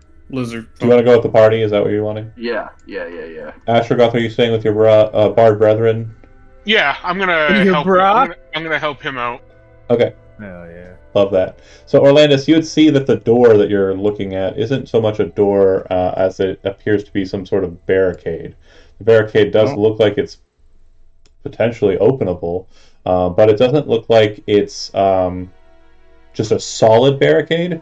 Instead, it looks like it has a pretty mean kind of port on the top that looks like the best way to describe it for you would be, like when you go to the post office and they have you could put a massive box in this thing and you gotta slide that and then drop it in. It's like that, but made out of wood and metal. Oh, okay. Is it the poop chute? But then there's also a door, like you can open it. Okay. It does look like there's a keyhole. Oh, I like that. Okay, I'll go to it. The best way to describe the keyhole for you is it looks like everything else is kind of hodgepodge. It's been thrown on, and then it looks like where a keyhole and like that portion of the door is located, like it looks like it was transplanted from a totally different door. Okay. I'll try the keys I got. All right, you click it, and as you kind of make a sound, you hear a like a bear sound come from the other side of the door. Fuck it. I'll open it. It's a heavy pull. You have to kind of pull it's allowed. Okay. Yeah, it's going to be a bit. It's a bigger door. It's like 10 foot wide or 8 foot wide. Do you want to? You have to pull it towards you. Are you going to do that? I mean, if there was a and like after I just clicked it, I think I'm just gonna leave it then, especially if I have to pull it and leave myself open. So I'm just gonna lock it again. You just kind of lock it again, and as you're kind of locking it, you hear a loud thump on the other side of the door, and then you hear and an annoyed and then kind of like a sloppy slapping sound around the weird metal door thing. Fuck. Hello? It's just more bear sounds, man. Okay. Is everything okay over there? Wait, there is a creature on the other side of this door. I'm just going to leave it. A thing I'm going to point out, it's something that definitely comes up in games like this, and I usually catch people out for it, but I just want to make sure you folks, you kind of stop for a second and snap realize this as you're kind of communicating at distance. There isn't a lot of echo here. It seems like there's a lot of some sort of buffering in the stalactites in the ceiling. You can kind of see some mushrooms kind of built up therein, and you've definitely seen massive patches of mushrooms thereabouts, so it's definitely not a very echoey space. Any Sturgis? No, Sturgis seems to be hanging out in their one little area. That's where they live. Okay, alright. So Orlandus will continue to traverse this area, hopefully not running into any bears. So you look at the ground and you'll actually see scratch marks. It looks like if there's a bear in there, it looks like it's been out and it's hung around here and it's played around here. You can also see kind of dried patches of blood. Looks like bear murder has happened here. Okay. Did you ask the bear if he knows where the weapons are? What? I do not have that capability. I don't think many people do. We should leave the bear in its cage for now. What about Glint? Didn't he talk to the donkey? Oh yeah, that didn't end so well. I doubt a conversation with a bear is going to go much better. Let us just keep looking around. Just be wary. There may be another bear. Meanwhile, I'd like Astrogoth and Balgar to go ahead and make perception checks. This would be amidst the point of you kind of like taking notes. Maybe, if you have like the parchment and stuff, like taking rubbings of some of the more intricate kind of lids, a la Indiana Jones, Last Crusade, or what have you. Can we also say that Lasse was with them, or no? Lasse would probably have been them. Okay. That's fair. Just as, as protection for them. I agree. She's been pretty partial to the bardly types. What exactly did we hear? I need you to make a perception check, Paul. Oh, No worries. I thought I missed that. Man, I'm not good at this. Stop making me make perception checks. I know. So the two of you don't notice. We're just wrapped up with what we're working on. Very Oh, yeah, focused. and I'm explaining to you like that these guys were the most badass of the badass back in the day. They were outnumbered. They were fucking outmanned. According to which history book you read, they were fucking overpowered by the orcs. And Lose is intrigued, very focused, unable to note what's going on with the ambush. During the first round of initiative, you two will be surprised, or you three will be surprised. But I'd like for you to go ahead and roll initiative. Should we, the ones that are away from combat, roll initiative as well? Nope, because as I said, it's not echoey. Hey, we're going up. Hey, yo. we Four to a rolling. five. We rolling dice tonight, baby. I gotta check. I think it's the hungry profile picture. It's bringing me down. Yep, it's like you're supposed to be. You're a not a dwarf. fast man. Just change to your character where it says as at the bottom. Yeah, Yeah, I did. I type as Baldur. Balgar. but it's Oh. Burger Blaze Hatchet. What? Burger Blaze Hot. Oh no! At the beneath that, if you change it to like if you click on the as, you can change it to your character, and it'll show the character's token. Yeah. Yeah, underneath the chat. Hey, okay, There you go. I'm gonna re-roll my initiative then, since you know. I'll allow it. None of this shitty hungry Fuck it. I'll allow it initiative roll. because I want to see this, and I want to see if this actually works. Okay. Wow. Okay. Wow. Okay. Wow. I called it. All right. All right. Well, don't discount the fundamentals of weird dice Jesus. magic. Hungry apparently rolling a 5 in that bathroom somewhere in Night City. All right. So Balgar, inexplicably, you're first, but you're surprised. So you don't take any actions or anything. I do. I am actually still talking a lot about these cool dwarves. And you inexplicably feel the urge to note that you are not a job creator. Astrogoth, No. I'm assuming sagely nodding and paying a clear Yeah, attention. I'm probably like looking at him and taking notes and everything and nodding, and then kind of casually just like look behind him. I'm like, huh, that looks like it's moving, maybe. It'll go to them. Jumps out onto the sarcophagus and then jumps out onto the ground near you. The second they kind of hit near you, Balgar, you're just wash with this dead. smell. Yeah, that too. Smell of just. It's just fetid, gross. It smells like the mix between like if you've ever worked in fast food, like the grease trap. And like add on to like a bathroom burgeoning with like horridness. It's just bad. It's not good. Oh damn. They smell super bad. They're all attacking you. Jesus. You can see those? Yeah. Yeah. Yeah. We can see how bad it is. We see everything. So everything hits. 6, 9, 15, 20, 23, 27 damage as they just jump into you. God damn. Well, John, guess we're can putting you- you in one of these sarcophagi. Yeah. Yeah, there's plenty of room. There's a lot of vacancies. John, can you Always take away my- whisper. Sorry, go ahead. Can you take away my control of Elizabeth's token? Because I can see in there, and I'm not sure how much of that is because I have control of her token versus Oh, I see. my distance. So Save Also me. same. Elizabeth, save me. I mean, with the way the walls are, I'm gonna guess that I can't see in there, despite my tremendous dark vision. But I see No, what I you're can saying. also, I can also see what's going on. Yeah, because I lazily just gave control to everybody, but now you're going to be able to okay, not see. I any of them. cannot see any of them. I can see to here, but okay. Yeah. Just wanted to make sure. So it goes to Lose, who will, upon entering combat, will enter the cormorant stance, will move into position, kind of hopping up, like, one leg onto the top of the sarcophagus, just very graciously, like she is cognizant of what she's doing, and her other foot still on the ground as she kind of reaches up and lances upwards with both hands on her thin blade. She will Attack and hit. Badass.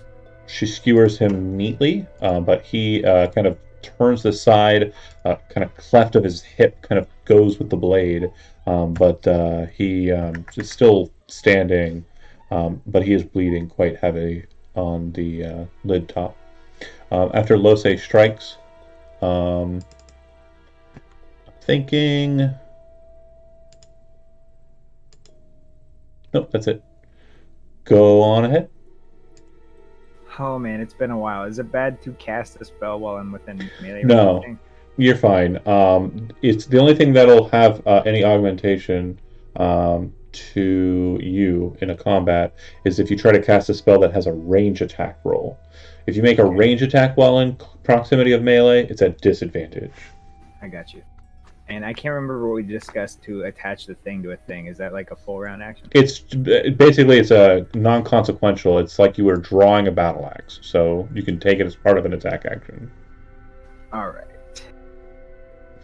I'm going to. The way I Pretty dope, by the way. The way I assume he's kind of walking around is he's got the harp in one hand, or he has it like right on his belt, and then he Yes. walks with the cane. And then when a fight Cane happens, the he other. just takes the harp and just slots it on, turns it, and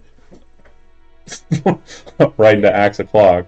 But this is the first time that everyone else is seeing that, so I attached the cane to the harp, and you see that the bladed sharp edge of the harp attached to the cane, it becomes more like a battle axe, Nice. and I swing at the one that Lose hit. Mhm. I'm not good at this. This Let's is not see. what I'm Believe supposed to in be you. doing. You Let's got see it. this. You hit. Hey, Roll damage. Okay. hey. So Lose kind of skewers him. He kind of moves to the side and kind of angrily kind of looks down at her, not paying attention to you. And then you kind of sweep the axe at his legs, clefting him right in both kneecaps. You sever through both legs, and his body just spirals in the air, splashing onto the ground. Just nasty. But one thing I want to make sure you have advantage on the saving throw. Make a Constitution saving throw. It's supposed to happen at the start of your turn. I'm sorry. I have a question about the battle harp. Is it made of steel? The cane is, and the frame is of the harp. Yeah. Okay, that's Anyways. pretty fucking badass, not gonna lie. Yeah. And forged. So you kind of like initially kind of get blasted by the smell that I mentioned, but you're a dwarf and your stomach is basically made out of the same thing your axe is. So you just kind of like spit and then take the knees out from this guy as he splashes onto the sarcophagus. He's dead. Fucking steel. Ashtergoth, you are up. Do I also need to make a Constitution roll? You're not adjacent to them.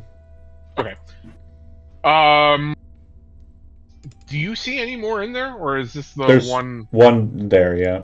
Oh, sorry.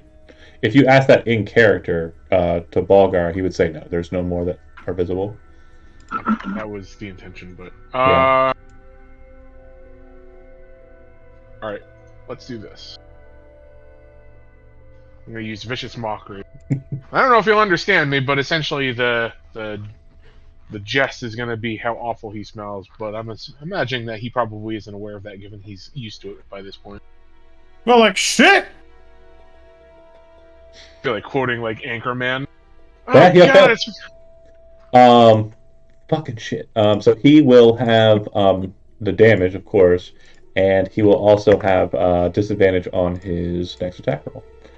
It does look like he's a bit more of like a wild attacker, so he makes 3 attacks. So he'll probably not have a problem with that. But we're gonna flip to him. He sees the situation, but is really too dumb to understand that he's in a bad predicament.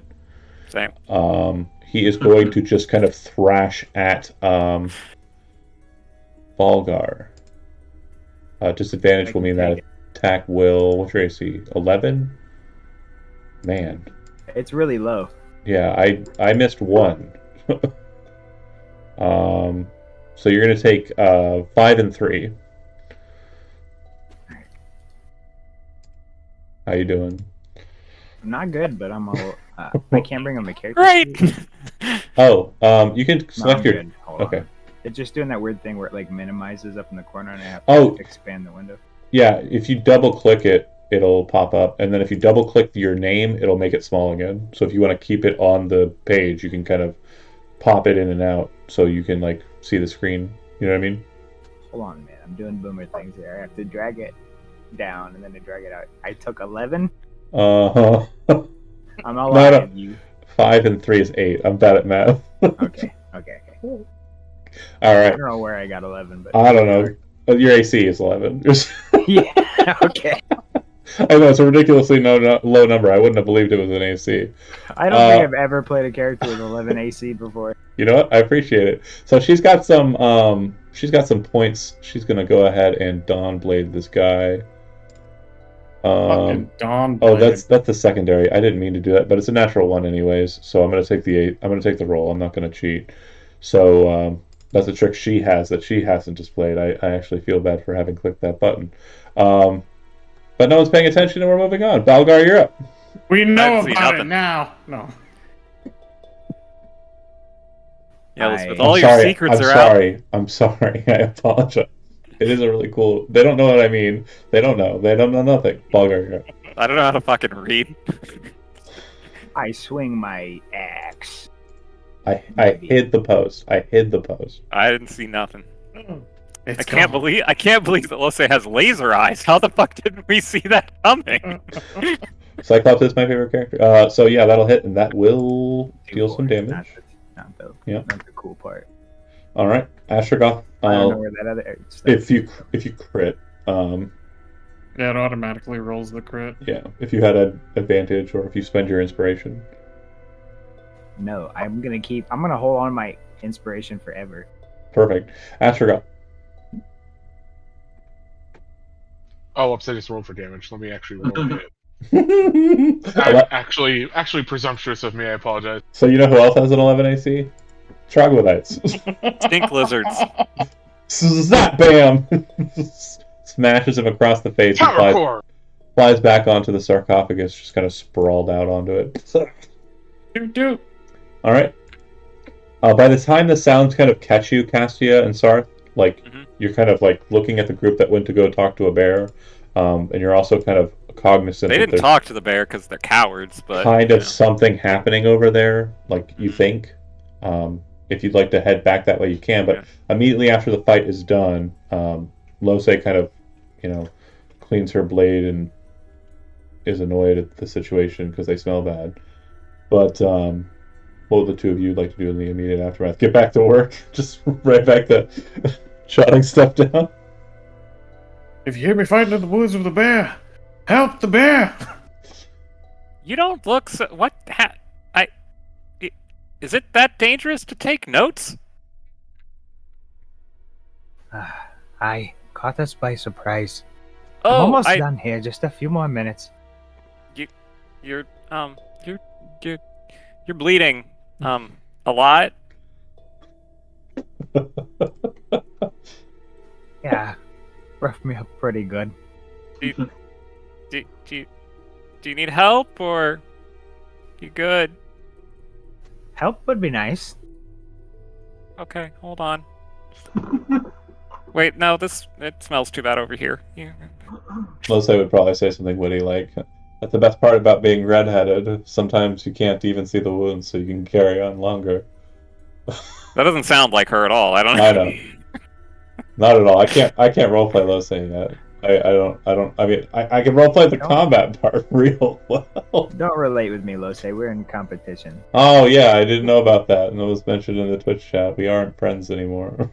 We're rivals. I'm ahead. Wow. Apparently, I don't like Belgar all that much, but I guess you get 5 back. Yeah. Sure. I also killed the person. I'm confused. Oh, so in the Twitch chat, Joe had said that he is going to be like Gimli, and Lose is going to be like Legolas. Oh, gotcha. Okay. And he only did that because he had just killed a person, so he was like, "Haha, I've got one and you've got none because we started the competition now." Even though Lose has basically killed everything. No, that doesn't count. So Asher was like, "I also murdered a person," just like standing in the back of their rivalry. I killed the man.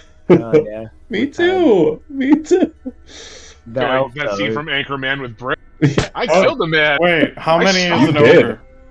How many is an ogre? Anyways, moving on. 0 because it didn't start until now. There's a path. Fuck! There is a path ahead. It does look like yeah, there is a path ahead. Um, where they came from. Um, and then back at the Bear Town, are you two going to head south into the weird network there? Yeah. We're gonna. Wait, did you say first we're gonna- Beartown? Oh, no. Bear Town, yeah, where the bear's located. Yeah, we're gonna go. We're Go gonna go Beartown. south. Okay. Yeah, Glint will let Orlandus take the lead, and he's going to hang back a little bit and try to be sneaky. All right. Orlandus, you would see that there's a bunch of fungus in this chamber. Just a bunch of fungus, but you can see what looks like a buckler shield made out of mithril, kind of just sitting amidst the mold and fungus and growth that's kind of present here. All different colors, kind of like dark grays, greens, yellows, all just kind of like built up all around the space. I mean, I'll go get the shield. As you pick up the shield, a lot of the mold that's kind of present starts to kind of like blossom out and move from your footsteps. I Oh. need you to make a Constitution saving throw. Oh, okay. Here I go dying again. Okay, 19. Not bad. 19's pretty good. So, Not good enough. bear with me here. Yeah, 15 was the DC. Boo. Bear with me in Beartown. Haha. That's worth inspiration. No, I can't give inspiration for puns. She'll be I so do mad. it. No, you should. You That- can't have more than one Two inspiration. inspirations now. You You can't have already two. said You can only have one. Backseat. Hold on. If you get inspiration, you have to give it to someone else if you already have it. That's the Who doesn't rules. Have inspiration. No, you have to give it to your choice of a person. Oh, you fucko. I'll take it. I give it to Astragon. Anywho, you take no damage, but you realize that you are in danger. Like there's definitely like a cloud of spores that's now filled the area, Yeah. and you kind of like feel it in your nostrils, cough, and kind of very quickly kind of breathe out with your nose and rush out of the chamber with the shield. Take it, and then You would have seen from your position where you got that further in, there's a body that looks like it's covered in armor that the shield might have belonged to. okay, we got the shield. A dwarf in mithril armor. I will add. It's a mithril shield. Yep. And for the purposes of tracking, I believe that shields weigh 6 pounds, I think. So this one would Yeah. weigh 2. Oh, okay. There's no mithril shield in the compendium, so No, I'm just there's gonna not. add It's a thing shield. I definitely have added in. It is a shield that is made out of the substance mithril. All right, that's hot. I like that. All right, And it makes so- it weigh less. 2 pounds. Nice. Mithril shield, and it weighs 2 pounds. You said. Mhm. That's a fucking good shield. Okay. So I'll just strap it onto my back. Yep. And then I'll just keep heading forward with glint. And like I behind said, me. you would have seen that there was a body in there, like deeper in the molds and such, that looked like it was wearing mithril armor. It looked like a dwarf. Okay. I don't want to die from the black fungus, so I'm just gonna keep on. Yeah. If you head south, you'll come around to a point where you actually realize that you're moving into the mushroom farm. Okay. Does this also have the same type of? It's the exact same. No, it doesn't have any yellow molds or anything. This is just mushrooms. They look like they're being cultivated. There are mold patches, but they're not like the yellow mold that you saw in there. It's very different. I would like to take a stab at trying to fish out that body with the mithril armor on it. Okay. Yeah, if you want to go in there, you can. Yeah, you don't need to breathe. Yeah, which room was it? It was this one here. Do you see my arrow? Yeah, so Yeah, it's down. It's in there. you said so the shield was just on the floor right there? Yeah, it's where the 25-foot It's around the marker way is. though. Okay, could Yeah. I climb along a wall so as not to disturb any of the fungus? Yeah. Yeah, so I'm gonna do that, and then when I get over here to where the body's at, I'm gonna try to. So there's another body there. There's nothing else on that No, one. it's this one. This is the one I'm talking about. This is the guy Yeah. who's got Okay. it. Cool. So he's gonna get in there and he's gonna try to get that out of there. Okay. Um, So regardless, you I are could- going to disturb Oh. the stuff. It is not a simply inhaled poison for the spores. So I will state as follows: as you move the body, it will eject its spores. The spores will kind of flourish about, and you will need to make a Constitution saving throw unless you are immune to poison. Okay. No, not immune to poison. Just don't need to breathe. Con save. So Constitution.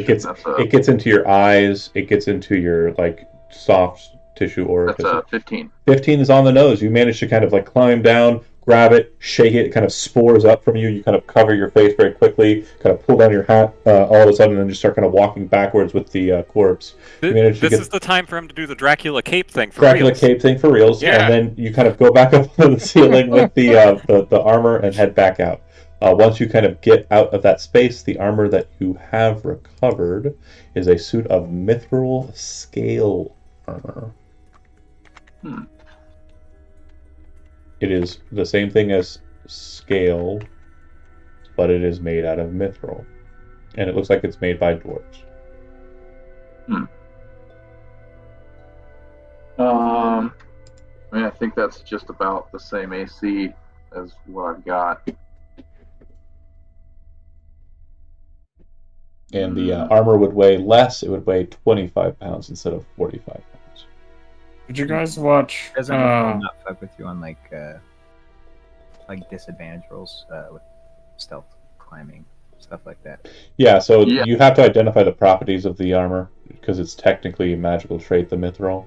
But Oh, that's there okay. are You can be a better spooter man, dude. Look there at are this. beneficial I'm Tony effects for this Stark. skill. And you said what was the reduced weight? It weighs 25. This scale armor. Okay. So as you are kind of finishing up your note taking, Bulgar and Astrogoth, you would actually see a torchlight coming around the corner, and then you'd see Orlandus's goofy ass down in the mushroom pits. Just kind of. Why I gotta be goofy? Well, I assume you look dorky from like a distance because the No, the torch in your hand and just like the kind of look, I look cool. Okay, but you see this fucking rad dude with a torch. Yeah. Total badass adventurer. Oh, Damn right. hey, did you find any more bears? No, just the one.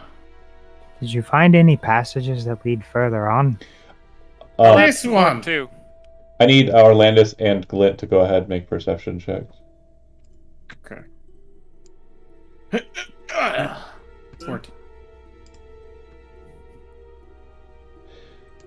So 5. So, as you're yelling out at them, the group on the distance, you kind of see these shadows kind of like uncoil from the ceilings and then drop down on them. Like they were kind of clinging on to like a ledge or something on the ceiling, and these large worms with 4 tentacles on their face and a beak in the middle of those tentacles just kind of drop down, one on each of them. We're going to start the initiative as I put these guys onto Wait. the Glenn. tracker. Yes. Do you want to sacrifice your initiative roll to go right after me? Yes. Okay. And you would have been reestablished with the advantage. Oh yeah. So do I even need to roll? You don't need to roll. No, I just rolled. You can roll just to put yourself on the chart. That's fine. Yeah. And then hate yourself when he rolls less than you do. Oh yeah. I'm gonna roll less than that. I'm gonna let you know right now. That's what, a 19 on the dice? Where's the thingamajigger? Oh, it didn't put anybody's stuff on there. That's great. I'm the best DM. Alright, I'm going to roll initiative. Really make with- Chad waste that good roll. True that. And those of you off in the distance, go ahead and roll initiative as well. Can I? No, I'm Oh. not close enough to him, so I do actually have to roll. Holy Yeah. shit, man! Well, I rolled a 19. That's I rolled a Oh, 19 like and a those 1. things. So I rolled the exact same.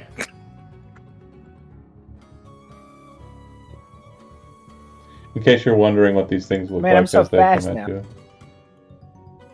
Because you're token. No, it's Oh, no, real. it went It's back- real. it went back It's to- real. It went back to hungry for that one. What's going on? Well, you did it once. That's the important part. All right, everybody on the board. You're Durber. Orlando surprised. Astrogoth surprised. Balgar surprised. Glint surprised. I'm not on the board. Where's your Perfect. guys? They're so surprised they aren't even going to act. They didn't expect to fall off. Oh god, oh no! I'm sure glad I'm not over there. Ugh. Okay, so everybody's surprised on initiative 8, the bottom of the route there. The creatures will attack. They are lashing out with their tentacles first. Okay, I had my shield up. Uh huh. Okay. Can you put me at Can you put me right after Orlando's? Yeah. So you would be attacked first, Orlandis. Alright. So I have advantage. 19 will miss. And then Glint, I have advantage. 21 will hit. You take 12 slashing damage, which triggers its multi-attack. Remember, you have the 4 10. Yep. From the Inspiring Leadership. So as it kind of like slams its tentacles inwards, they kind of move in like a kind of almost like the right one is kind of triggered first, and then they're kind of cyclically moving towards you. As they slam into you, the barbed edges kind of catch a hold where they hit, and you can feel them kind of like grapple onto you. They don't actually grapple. It's just kind of a momentary kind of latch for a second, and in that moment, the worm portion kind of pulses, and that beak flies right in the middle and juts its beak into you. The last attack also hits. It'll be 6 more damage. Jesus. Spits out a bunch of blood. Absolutely. Is that your blood, or is that... Oh my god, are you an anime protagonist? Because the vampirism? It's like, oh no, I have half hit points. I'm not bloodied. I just spit blood for no reason. Every anime. It always happens. Orlando, this is the first round of you not being surprised. So you kind of like definitely kind of moved your shield to block the thing as the tentacle slammed into it. And now you're looking down at it. It's not really much of a looking down at like prospect. The only reason that you're looking down at it is because it's kind of coiled itself down after that strike. But you can see that the meat of it is probably larger height-wise and length than you, and it's probably about as thick as Lose. Okay. As an action, I'm going to use Direct the Strike on Glint, so we can attack with his rapier. And then I'm going to use... I do not I'll save currently that. have my rapier out. Can I drop my weapon and draw it? No, you have to hit them with your... Well, he's directing the strike on you. He doesn't choose the weapon you attack with. You need to make a melee weapon attack, though. Oh, that's Yeah, fine. just- I'm going to bite it. Is it a weapon attack? Oh, well. It is a melee attack. It is Nope. an unarmed strike. Yeah. Not a So- weapon. You direct the strike, turning back and seeing that he's not prepared for combat, so your action would effectively be wasted. Yep. Well, he's got hand crossbows. Can he- Yeah, he can. You can shoot Can one he of use those. his bite? Yeah, if you have your No. hand crossbows out, no, because it's an unarmed Yeah. strike. Oh, okay. You can So- shoot it. It's just a weapon attack. Yeah, it'll just be at disadvantage. Okay. Yep. Alright. Sorry, my dude. That's fine. I mean, it's better than nothing. Cool. Yeah, just that, roll, yeah. Wow. just roll the same number twice and it'd be really good. All Yeah, it's 12 damage. Jesus. right. Orlando's done. Yeah. Right? Yep. Clint? Okay, cool. So now I'll drop the crossbow I just fired, and I'll pull out my rapier. And I'm going to make an attack against it.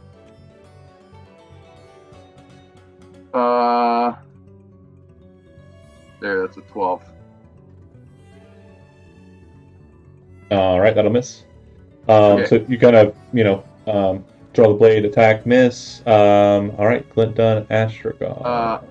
I'm going to action surge and then bite it. Oh, okay. Because I have half hit points, I have advantage on this. That's a 19. Yeah, that'll hit. Okay, so 7. I'm going to reroll that damage. 7. So yeah, 7 it is. I have a So question. Take John. 7 damage, I gain 7 hit points. Sorry, go ahead. What's your question, Jonah? The torch, it's an improvised weapon, right? You can use it as a melee weapon, yeah. Okay. Alright. And I'm not proficient, so. Correct. Just sure. Okay. And then I'm going to bonus action telekinetic shove it. So DC 12.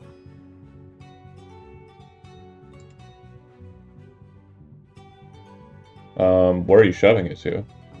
I'm just shoving it 5 feet away from me. Yeah, if you're doing so, it's kind of pushing back against the wall. It's going to push me back against the wall? No, it has nothing behind it can go to. It just kind of... Is it above me? No, it's on the ground now. Okay. The best way to describe it is it looked like it was the kind of wall up there, and it kind of fell off this ledge, just kind of rolled down onto you and kind of grabbed you, and then it kind of flopped onto the ground after that. Okay, so if I moved here, would I be able to push it away from me? Yeah, I'd kind of slide it back into this little position here, I guess. That's Get it fine. real close to Orlandis. Yep. Pretty much, I just want to get it away from me so I can get some distance from it. Astrogoth, the torchlight is giving you like a pretty good, vision, right? You can see them okay? Yeah, I also have dark sight, but Yeah. It's only 60 feet. You're 90 out, so yeah, I think the only reason you're seeing them is that torchlight. gotcha. That was a DC 12 strength save. Did you? I got a 10. Oh, Yeah, okay. I got pushed. I didn't know if you rolled the saving throw or not. Yeah, 100%. I rolled it before I said I can't move backwards. I rolled it. Okay, fair. Yeah, I'm a reactionary button presser. That's why I try to keep it DM front only, because sometimes I'll roll something when you just say, "Oh, I might do this." I'm like, "Okay, Right, I'm ready." That's fair. It's an Orthlandis problem now. Astragon! I'm ready. What are we doing, Zach? I'm gonna move closer so I can see if Okay. I still can't see shit. You can't see these guys here? No, I could, but oh wait, what's the range? I always forget what the 120. range of my other shot. Oh, okay. Yeah, Well, you could have stayed up there and shot at them. Yeah, whatever. I want to get close. It's a stage performance. fair. Alright, I'm gonna save my new spell that I got, and I will use this instead. As you kind of move down, the torchlight kind of flickers, and you kind of come around that pillar there. When you come back around, you think you see where it's at, but you definitely have this strange kind of it's almost like it's the same color at this distance as the stone. And so when you fire, it kind of hits above where you were aiming. It does look like these creatures, for the two of you that are there, seem to be kind of, when they do the worm kind of pulsing, you can see their skin is kind of shifting colors between green and gray. It's gross. Gross. All right, Falgar.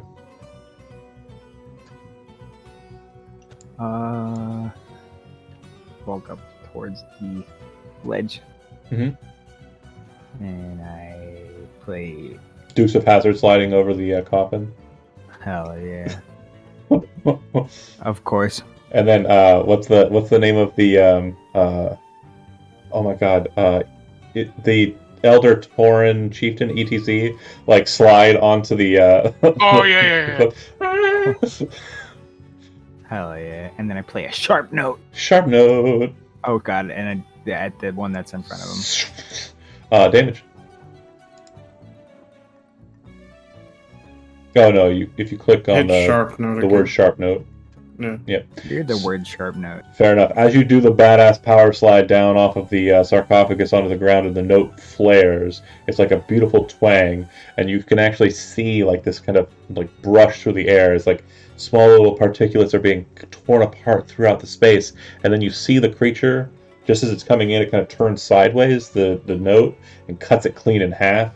The tentacles kind of flop forward back towards Glint with kind of like a, oh, okay.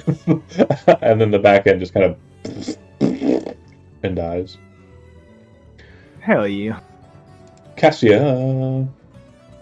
I am gonna use my action to dash, and then I measured it to here. Around And the then way, I okay. yeah, Around the way. down okay. this, yeah. And then since Sarth was 5 feet ahead, he'll come here. Okay. With your perception, Uh-huh. I'm going to allow you a perception roll. Go ahead and make a perception roll. There's gonna be more How overhead! many times are you gonna say perception? Perception, please.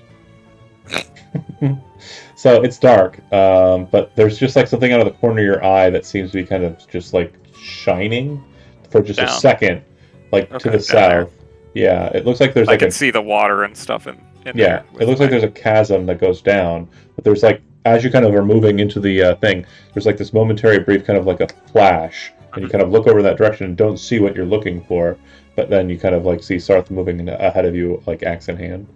Okay. All right. Grix will go. Grix singular. I am going to eat. I'm going to eat you. 19 will miss. You just keep that shield down on it since it's kind of like in a lower position. You kind of see the tentacles flare towards your kneecaps and kind of like slide back a little bit to kind of put more weight on that shield. Oh yeah. Orlandis, you have the torch in the other hand. It's your up. Just So is its beak open right now, or is no. it like? It seems like it's kind of like a muscular reaction, like a synekinesis between the tentacles and the beak. The beak Okay. remains closed. When they latch, it causes a muscle to like cause it to snap forward. It kind of extends out of the grundle of the tentacles, for lack of a better way of kind of describing that part of a brick. It kind of like shoots forward, and that's when it opens and snaps. It's like the muscle forces it to do that. It's not a. It doesn't Yeah. have its own muscle that it can talk or anything with. Okay, yeah, that's fine. I'm gonna use my The grundle of a brick. Yes, I'm Should've gonna typed use that the in the grundle landing of a page. brick.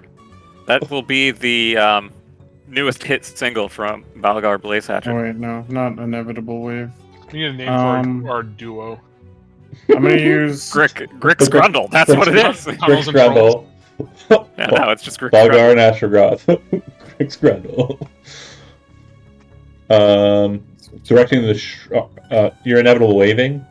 No. I want to use direct to strike on Glint again. Okay, and you still have a hand crossbow out. Is that right, Glenn? I Oh do. no, it's a melee weapon, right? Fuck me. No, it says no, a it's weapon. a weapon. Oh, wait, but fuck shit. Right. Okay, sorry. Yep, I can shoot it with my hand crossbow. Go for it.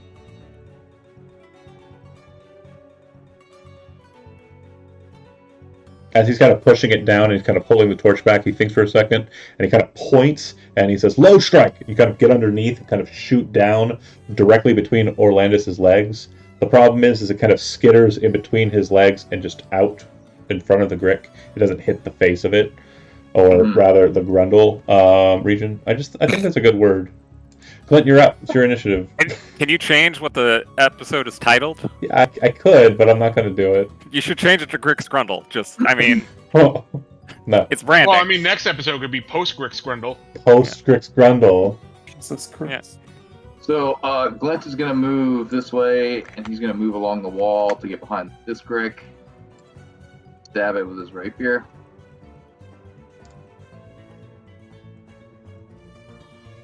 God damn. Can I swap my other crossbow to my?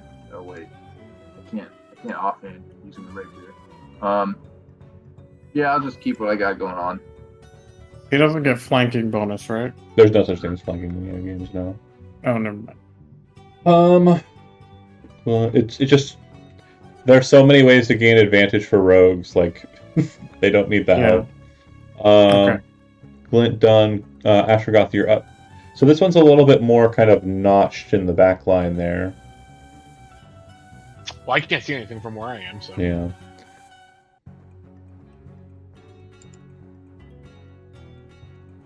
Can now. All right. As you kind of move through the mushrooms, you will note that there is kind of a wetness to the ground that's not been present in any parts of the dungeon, other than like the water, obviously. But there's like a certain kind of like bogginess to the ground that you're kind of moving through. Not on the I imagine it would be kind of moist if it has things growing out of it. Absolutely, but I would say that like it's the stone like is not there's not like a stone layer. It feels more like you're kind of moving in kind of damp dirt. It's sodden is the best way to describe it. All the way down. But yeah, you rush up, you see it, and pew pew. What's the term again? Doot. Mother clucker. Other duder. So as it doots, it does not also doot. So it kind of flares and kind of hits this rock right there near it, sending a kind of scree of like little pebbles kind of flashing into the side of Orlandis. Probably just kind of like, and then sees. Oh no, I can't see him. Oh, that shit came out of left field. Right outside my line of sight.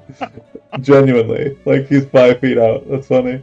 All right, sorry, Balgar. That happens, and Orlandis is like, "What the fuck? They're attacking from everywhere." You would recognize the stroke as being Astrogoth, and you would also know Astrogoth. Yes, the sound and it missing leads you to understand that it's me. Yeah, you recognize the doot and it being 3 feet to the left. Balgar. Did everybody get a chance to style on Zach though? I just want to make sure. Anybody want to dunk on the dude? Vicious Mockery is my ability, That's guys. the spell I have that spell. But yeah, Balgar. I sharp note the guy. Hit. God damn that roll. Yeah. Oh, and that damage. So you kind of move over into that position. You see kind of Glint moving through, and you can kind of see the direction that Orlandis pointed before, and he's still maintaining that. So you just kind of right into it. It doesn't kill it, but it does wound it quite heinously. Was Orlandis just like straight up like that the entire time? Well, when you did it with Glint, he was watching you do it, and then when you got back into the foray, you kind of left the opening you left for Glint open, and then Balgar's like, well, bam! Cassia. I will. Let's see here. Trying to see if I can. Oh. Here. 5. Sorry, didn't mean to move Sarth. Let me get him out of the way. 10, 15, 20, 25. Okay, I can see the edge of it, so again, I'm sure this will be a surprise. I'm going to use Sacred Flame on one minute. It fails. There's like a spark of light that kind of appears above you too, and drops down onto the grit, kind of dashing it on the side of its head. It still seems to kind of wriggle. All right, Cassia done. Arth will probably just continue. Sarth will continue down the ray. Oh, you got it. Go ahead. Oh yeah, I was gonna keep him by Cassia. Okay, that makes sense. The creature will kind of pressing against the shield after Glint gets behind it, kind of like realizes this has been no-go, kind of slithers and spins up and snaps out towards Glint. Oh. 23 to hit. God, I should have fucking attacked Orlandis. Yeah, I'm gonna use my psionic energy to. No worries. So it as you kind of take the 7 damage, so go ahead and it'll be 4 less. As it kind of catches onto you again, you expect the kind of like projection of the beak towards you. As you kind of put up the protective field, something about it causes the second attack to just kind of stop, and it kind of like freaks out, and its tentacles kind of rip off of you, and it kind of backs away from that. That's more narrative than anything. It fumbled on the second attack. So, just Congratulations, you weirded out the weird worm. all right, Orlandis, seeing it's kind of turned its back to you, torch in hand. I'm just gonna try to bonk it with the torch. Yep. So it's an improvised weapon. It'll be a strength-based attack, and it will be a D4 damage. Oh, okay. I just made it strength damage. No, that's for unarmed attacks. Weapons will have a damage type. Okay. Depending on size. 21. What? 4. All right. And then I have ruled it. The torch doesn't do a dice of damage for the fire. It just does 1 point of fire damage. So neat. 4 or 5 damage. Okay. That's fucking cool. Yeah. I'm ad hocing shit. I mean, there's Was probably it rules was for hitting. bludgeoning, right? Yeah, bludgeoning for the actual bonk, but then like there's a little bit of fire that will kind of stick with the creature. And if you hit a creature that's flammable, then obviously it'll burn. More stuff happens. Okay. Same thing as firebolt, just the 1 damage. All right, Orlandis done. Glint, you are up. I'm gonna bite it. All right. I have advantage, so that's a 21. You want that sweet, sweet Grick juice? That'll kill 5 it. damage. I'm gonna re-roll that. That's 8 damage. 5 killed it. What do you want to do? 8? I do want to do 8 because I get more hit points back. All right. Arr. After biting it, He just like kind of throws his arms up and lunges in and bites into it. It just like rips it down out of the air and throws it on the floor. What does it taste like? after biting it, you Twice. and Yeah, I realized that Orlandis was there and saw the whole thing.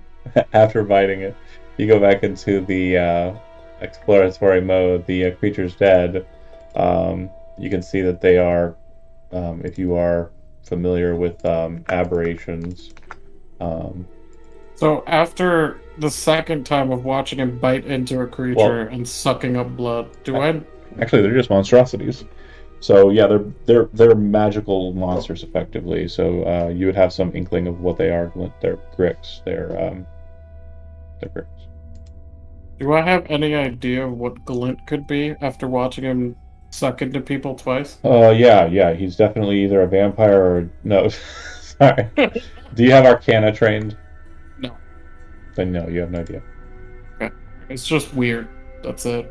I mean, He's there's probably like lore like that people have like spread quite a bit. Like the more popular of our societal kind of undead are probably close to the same in the spiral. So yeah, I mean, you've probably heard of vampires, they're bloodsuckers, but you've also heard of beast creatures.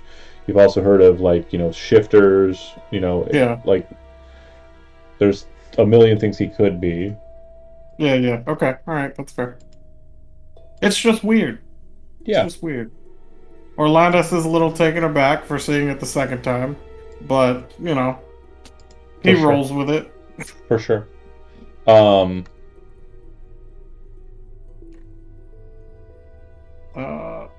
I mean, Orlandis is just going to kind of step over the body and then just keep going forward. Astia will wave her hand to try to get Like, I can't see your it. attention. To be sure, Chad, you have no more uses of your bite left, right? You're muted. Sorry, that is both my uses of my bite. Yeah, okay, cool. Just making sure. It's all my healing abilities. Hey, Orlandis! Orlandis! What? I think I saw something back over here. Not that way. So Do not know. from where you're located, Orlandis, Yeah. it definitely does feel like there's a path that continues on this way. There's also a ledge that kind of leads up to maybe something, who knows. But yeah, she says that there's something over this way, but you're not sure what she's saying because you can't really see her yet, so. What do you mean you can't see me? It is dark. I cannot see in the dark. Is that not a thing? She'll say to Sarth, "Quiet. Oh, hold on. How is Sarth seeing? He has dark vision. I guess right? that's fair. Yeah. I'm actually just gonna put a torch on that boy. Okay. So I guess maybe I was gonna cast light on something, but yeah, that probably makes sense. You know, that he's good. he doesn't have a torch. He has something light cast on it. Okay. His axe. Yeah. Now you can see me. Can I see them now? Oh. Yeah. You can see. Oh, okay. I see the light. Okay. Sorry, none of that happened. This one over here. I was what did you see? sorry for the lack of understanding of how my NPCs work. Yeah. No, the Twilight Domain ability is really good, and we just didn't keep track of the Fucking amazing. duration before. Well, it's a new Yeah. So down there, I thought I saw something when I was running by, but given that most of the things that we've seen have tried to kill us lately, maybe I shouldn't be the one to check. Yes, I will go check with Glint. Um, Glint. Sarth, can you go with them too, please? Lose will go with them as well. Okay. I'll probably go to about here. Yeah, I'll go with Orlandis. So, you would see that there is a large amount of moss and material kind of present here. As you kind of move into this space, you do hear kind of the rush of water. It's a much heavier kind of sound here, and it's actually so much to the point that unless you are absolutely yelling, you cannot talk to anybody that's not adjacent to you. Okay. We're all standing near each other, though, right? Those of you who kind of moved in, I assume, yeah. Okay. Alright. So Astrogoth and Balgar, since you're not entering into that space, I'm going to go ahead and ask you if there's anything that you want to be doing in the meantime. Starting with Balgar. Just chilling, double checking your all writing. my information. All right. Crossing the I's and dotting the T's. Okay. And then Astrogoth? T's is in I Teddy B. actually just got right back. What Perfect, direction then. did they move in? They are heading south to where the thing that Castia saw is. Right. I'll probably still hang out with Balgar? Bard Buddy. Okay. Perfect. And you said you had nature trained, right? Who? Astrogoth. Let me double check. I do not have nature trained. I have one in it. Who had? Balgar had it. Balgar had it. Yeah. Okay. Balgar, since you're kind of like up there looking down at the mushrooms and kind of keeping an eye out, go ahead and make a nature roll for me.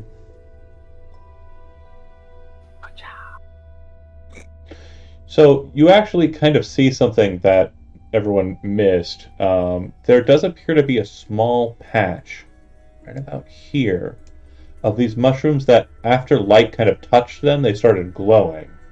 And when they moved away, the mushrooms are continuing to kind of have like a glowing presence. Looks like maybe two of these large caps. Would point that out.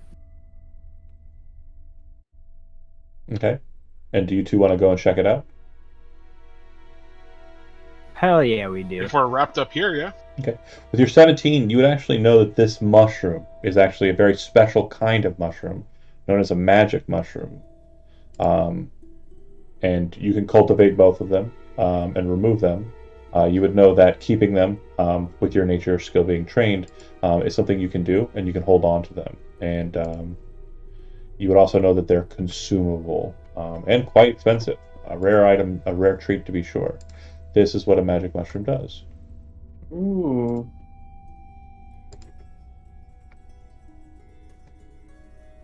Also, it is an ingredient, and ingredients can be used in recipes to make other things.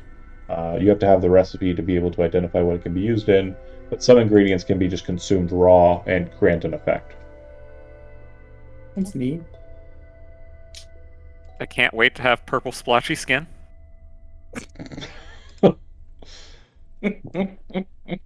Wait.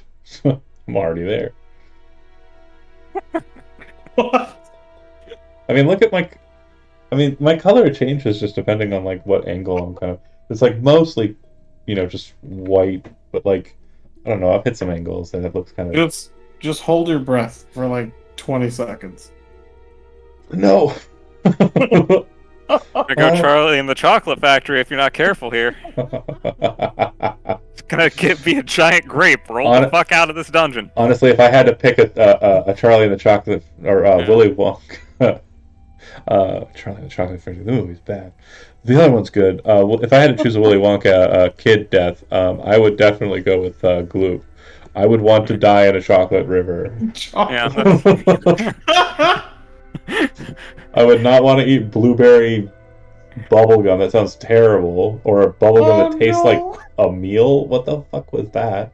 I have fallen into the chocolate. That would be me. I'd be the little chubby German kid. That'd be me. I'm taking notes. Fair enough. I definitely wouldn't want to go out like Baruka. For sure. That would be the worst. And then the kid, I mean, that's kind of cool. Maybe the TV kid, like Shrank, that'd be kind of cool. It'd be like a 4-inch guy. Yeah. Little G.I. Joe. All right, sorry. Be a short king like some of the people. Like Jonah. Who, you may not know this, is actually only 4 inches tall. Yep. That's why he couldn't reach the smoke alarm. The camera is just like, it's really close to It's my... like so close. It's magnified. So close. Zoom. Little known fact, Ant-Man and Quantumania was based off of Jonah. Okay, so anyways, the glint, as you start actually inspecting the waterway, you will note that there appears to be a suit of armor inside of the water. Just the water seems to kind of go through it and over it. It's this very shiny metal that's covered with runes, dwarvish runes. Feels like a trap, but I'll get it. Okay. If you just kind of mess with the armor, nothing really happens at this point. Nothing happens like, as you kind of toss it. There's no trap or anything. But as you I'll just pull it out. As you pull the armor, it's kind of like a stainless steel armor, but it's half plate. Oh, okay. It does seem to have these strange arcane markings on it, though. But for some reason, it doesn't. It doesn't look like it would be terribly useful. I'll just put it right here for now. Okay, that yeah. way, we can pick it up when we leave. Cool. Or we could just take it with us. I'm not carrying that. It's not light. You don't have infinite carrying capacity. Come on. No. No, that's fair, but we can at least carry it to the rest of the party. The water. Maybe give it to this strapping young lad. He's not proficient with armor. No, but he can carry it for us. Yeah, I guess that's what he's down here for. But you would see that the water actually goes to a terminus and seems to just fall into like a deep hole. And there's a staircase to the left of that. That looks like it goes down. Down? Hold on. Oh. Checking my notes. Down. Up. Goes up. Goes up. Are these two separate staircases, or is this just the hole that's been eroded? There's one staircase and then there's one hole. Okay. Yeah, right. The stairs go down. Or no, the stairs go up. Hole goes down. No, stair goes down. Stair goes down. I'm dumb. Stair goes down. Okay. Stair go down, stair go up. Both go down. Stair go down. I'll reconvene with everyone, and I'll let them know of the possible ways that we can go. My brain did a thing where I was understanding the arrows. It's okay. This is apparently an Escher dimension. There's also this area that I want Glint to check out because he has the climbing, the spider bullshit. Which part you want me to check out? It's a little bit up to the north. If you can see my arrow. Yeah, there. Okay.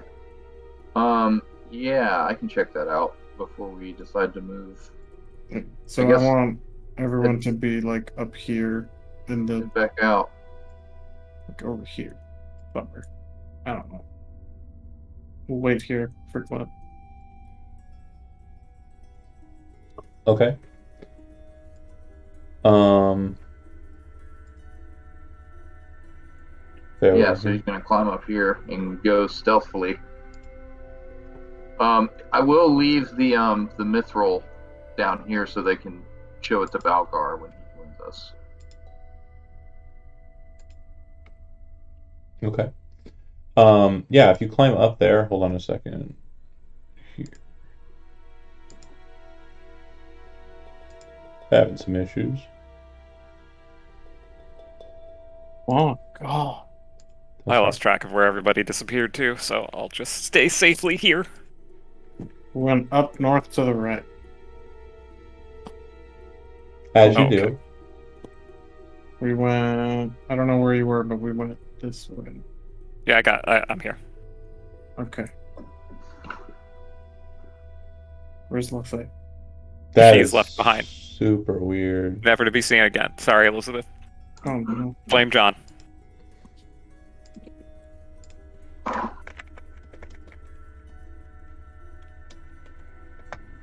Sorry, bear with me here. It okay.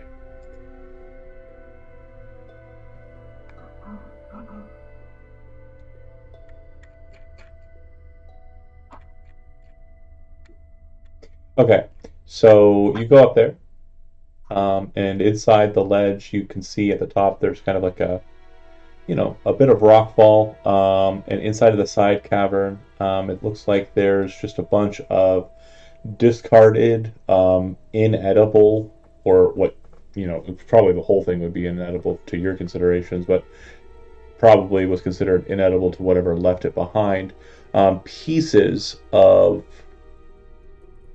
things, mostly orc, from what you can tell, and a little bit of troglodyte. It just looks like a hot mess of just materia from the insides. And also some scattered collection of, bits of scale. Looks like probably the remains of scale armor that's been kind of ripped asunder. Some leather that's been kind of chewed apart and kind of left in the metal buckles of a suit of leather armor, and some coins that have been kind of scattered across the ground. Looks like about 20 copper pieces, 8 silver pieces, and 6 gold pieces. Well, I'm not. I'm sorry. You said 20 copper, 8, 6, 8 silver, 6 gold. Okay, cool. So Glint, standing there, is going to start mage handing these coins over to himself while Sure. he's You'll note kind that of this is probably the looking lair. around for anything more valuable. Yeah, that's all it's there. This is probably the lair of the creatures you just murdered. Nice. Oh, the Grix. Interesting. Okay. Since you're a monster hunter, you would know that they kind of take to lairing and kind of keeping things that they Yeah. can't eat with them. After gathering up all the coins, he's gonna kind of sift through the piles, see if anything noteworthy is there. So Astrogoth, when you kind of get over to the space, and also Cassia, you can see that there's a door over here that looks like it has very distinct markings of a dwarvish nature. It has a similar dwarf kind of mounted on its framework to the door with the dungeon, or with the fire. However, this one looks like it's placing its axes behind its head, so a stance of like more kind of casual, less combat. Oh, we need another key card. I got it. If you point it out to me, I don't see it. Yeah, I see another door over that way. It has another one of Balgar's brothers, cousins, dad. Definitely So- more relaxed than the other ones we saw. Yeah, he doesn't look as angry, but Oh, I'm getting the impression that everything in here, including doors, is trying to kill us. okay. So maybe be careful. Yeah, just stand back and be ready in case of Glint. If he comes back with anything, I will check the door. There could also be a bear. I Keep will that in fight mind. this bear. The door is locked, you will note, and there's kind of like a silver symbol above the door lock that kind of identifies the Durgadin mark inside of the silver marking, which is the pair of black axes with kind of the drawings of fire around the heads of the axes. Okay. Yep. You'd also get a sense of kind of like a bit of air here. Like there's seems to be like a bit of like movement of the wind coming from the south of you. Okay. Do I have the This way. key that matches Nope. this door? Okay. Let me just write that down. You kind of take out the one metal key and kind of put it in there, and you'll very quickly identify that that is not the key. Because the three keys you've already... Sorry, you have used all three keys. Let's make sure we go over it again. There was the key to the hook room upstairs, the larder. There was the key to the captain's chamber. The blue gem door. Yeah. And then there was the key to the bear trap. Yeah. Was there Okay, a so key that for was... that one? Yeah, there was a key for that one. Yeah, There was a hexagon key that we used across the bridge. We used the hexagonal key, and then I still have the triangular and square-shaped key, but I think one of those keys was used to open the door. Sorry, the key that opened the larder then would be the same one that opens the bear. It's the same lock. Okay. Apologies. My notes were goofy. Okay. Yeah. So, but we don't have the key right now for this door. Correct. If you would have to make an assumption, it's going to be a silver key, and it will have Durgadin's mark on it. Okay, so then, yeah, I'll start walking down to where the air was. You would see that there appears to be a very narrow path that leads out. Outside? Outside. Oh. Yeah, you can kind of see a little bit of like light coming in. Based on your resting cycles, it's probably close to like mid-morning, near noon, so the light's coming in pretty strong, but not all the way into the space, just like enough if you're looking into the tunnel, you can actually see it. All right, so then, it'll be a bit of a climb, but yeah, it's certainly a way out. I'll roll back in, and then I'll let everyone know that I found what seems to be an exit, and wait for Glint to come back. Okay. Reconvening back at the suit of armor? Yeah. Okay, so we'll just use these last 5 minutes. You've got a couple of different points of, you can go. You can try and pick the lock on the silver door. You can go out the caveway that leads outside. You can go down the steps near the water flow, the sinkhole. You can go past the rubble at the sarcophagus ledge and see what's beyond in the kind of rush of water off to the west of this map. Or you could also go ask the bear. You could check with the bear and see what's up with them. How they're doing and what they would like. Where the bear there? What the bear doing? Where's the maybe over there? Maybe right he's there, just dude. hungry, Jonah. What the bear doing? No, it's okay. We don't have enough food. I thought it was a Cyberman pung. I'm sorry. I'm sorry. More than fair. Nothing of consequence in the trash. So just kind of want you as a group to kind of decide what you want to go and do. Yeah, I already told you. I, as Orlandus, would like to go down this way, towards that. The rest, or I would like to go further in to the. Take those stairs back there downstairs. Back there, over there, right there. And what's our other exit? There's an actual exit, and then there's a couple other pathways, like up by the caskets, troglodytes poured out from some rubble, and that's where the river and stuff goes. If you had to venture a guess, that this waterway that you're kind of moving up will probably connect with the water behind the broken wall. There could be something stashed back in there, but it's just going to go to the waterfall you tried to swim up, so... We could... sorry. I was going to say, we could go fight the bear, or going downstairs makes plenty of sense, because we're trying to go deeper. We could also try to lockpick this door here, but there's a big risk, and it could jam up the lock. Well, anyways, since you're taking some time to kind of come to a decision, and everything's kind of breaking on my end, I'm going to go ahead and end the stream, and we'll figure out where we're going next before next time. Thanks for watching this. And we'll see you then.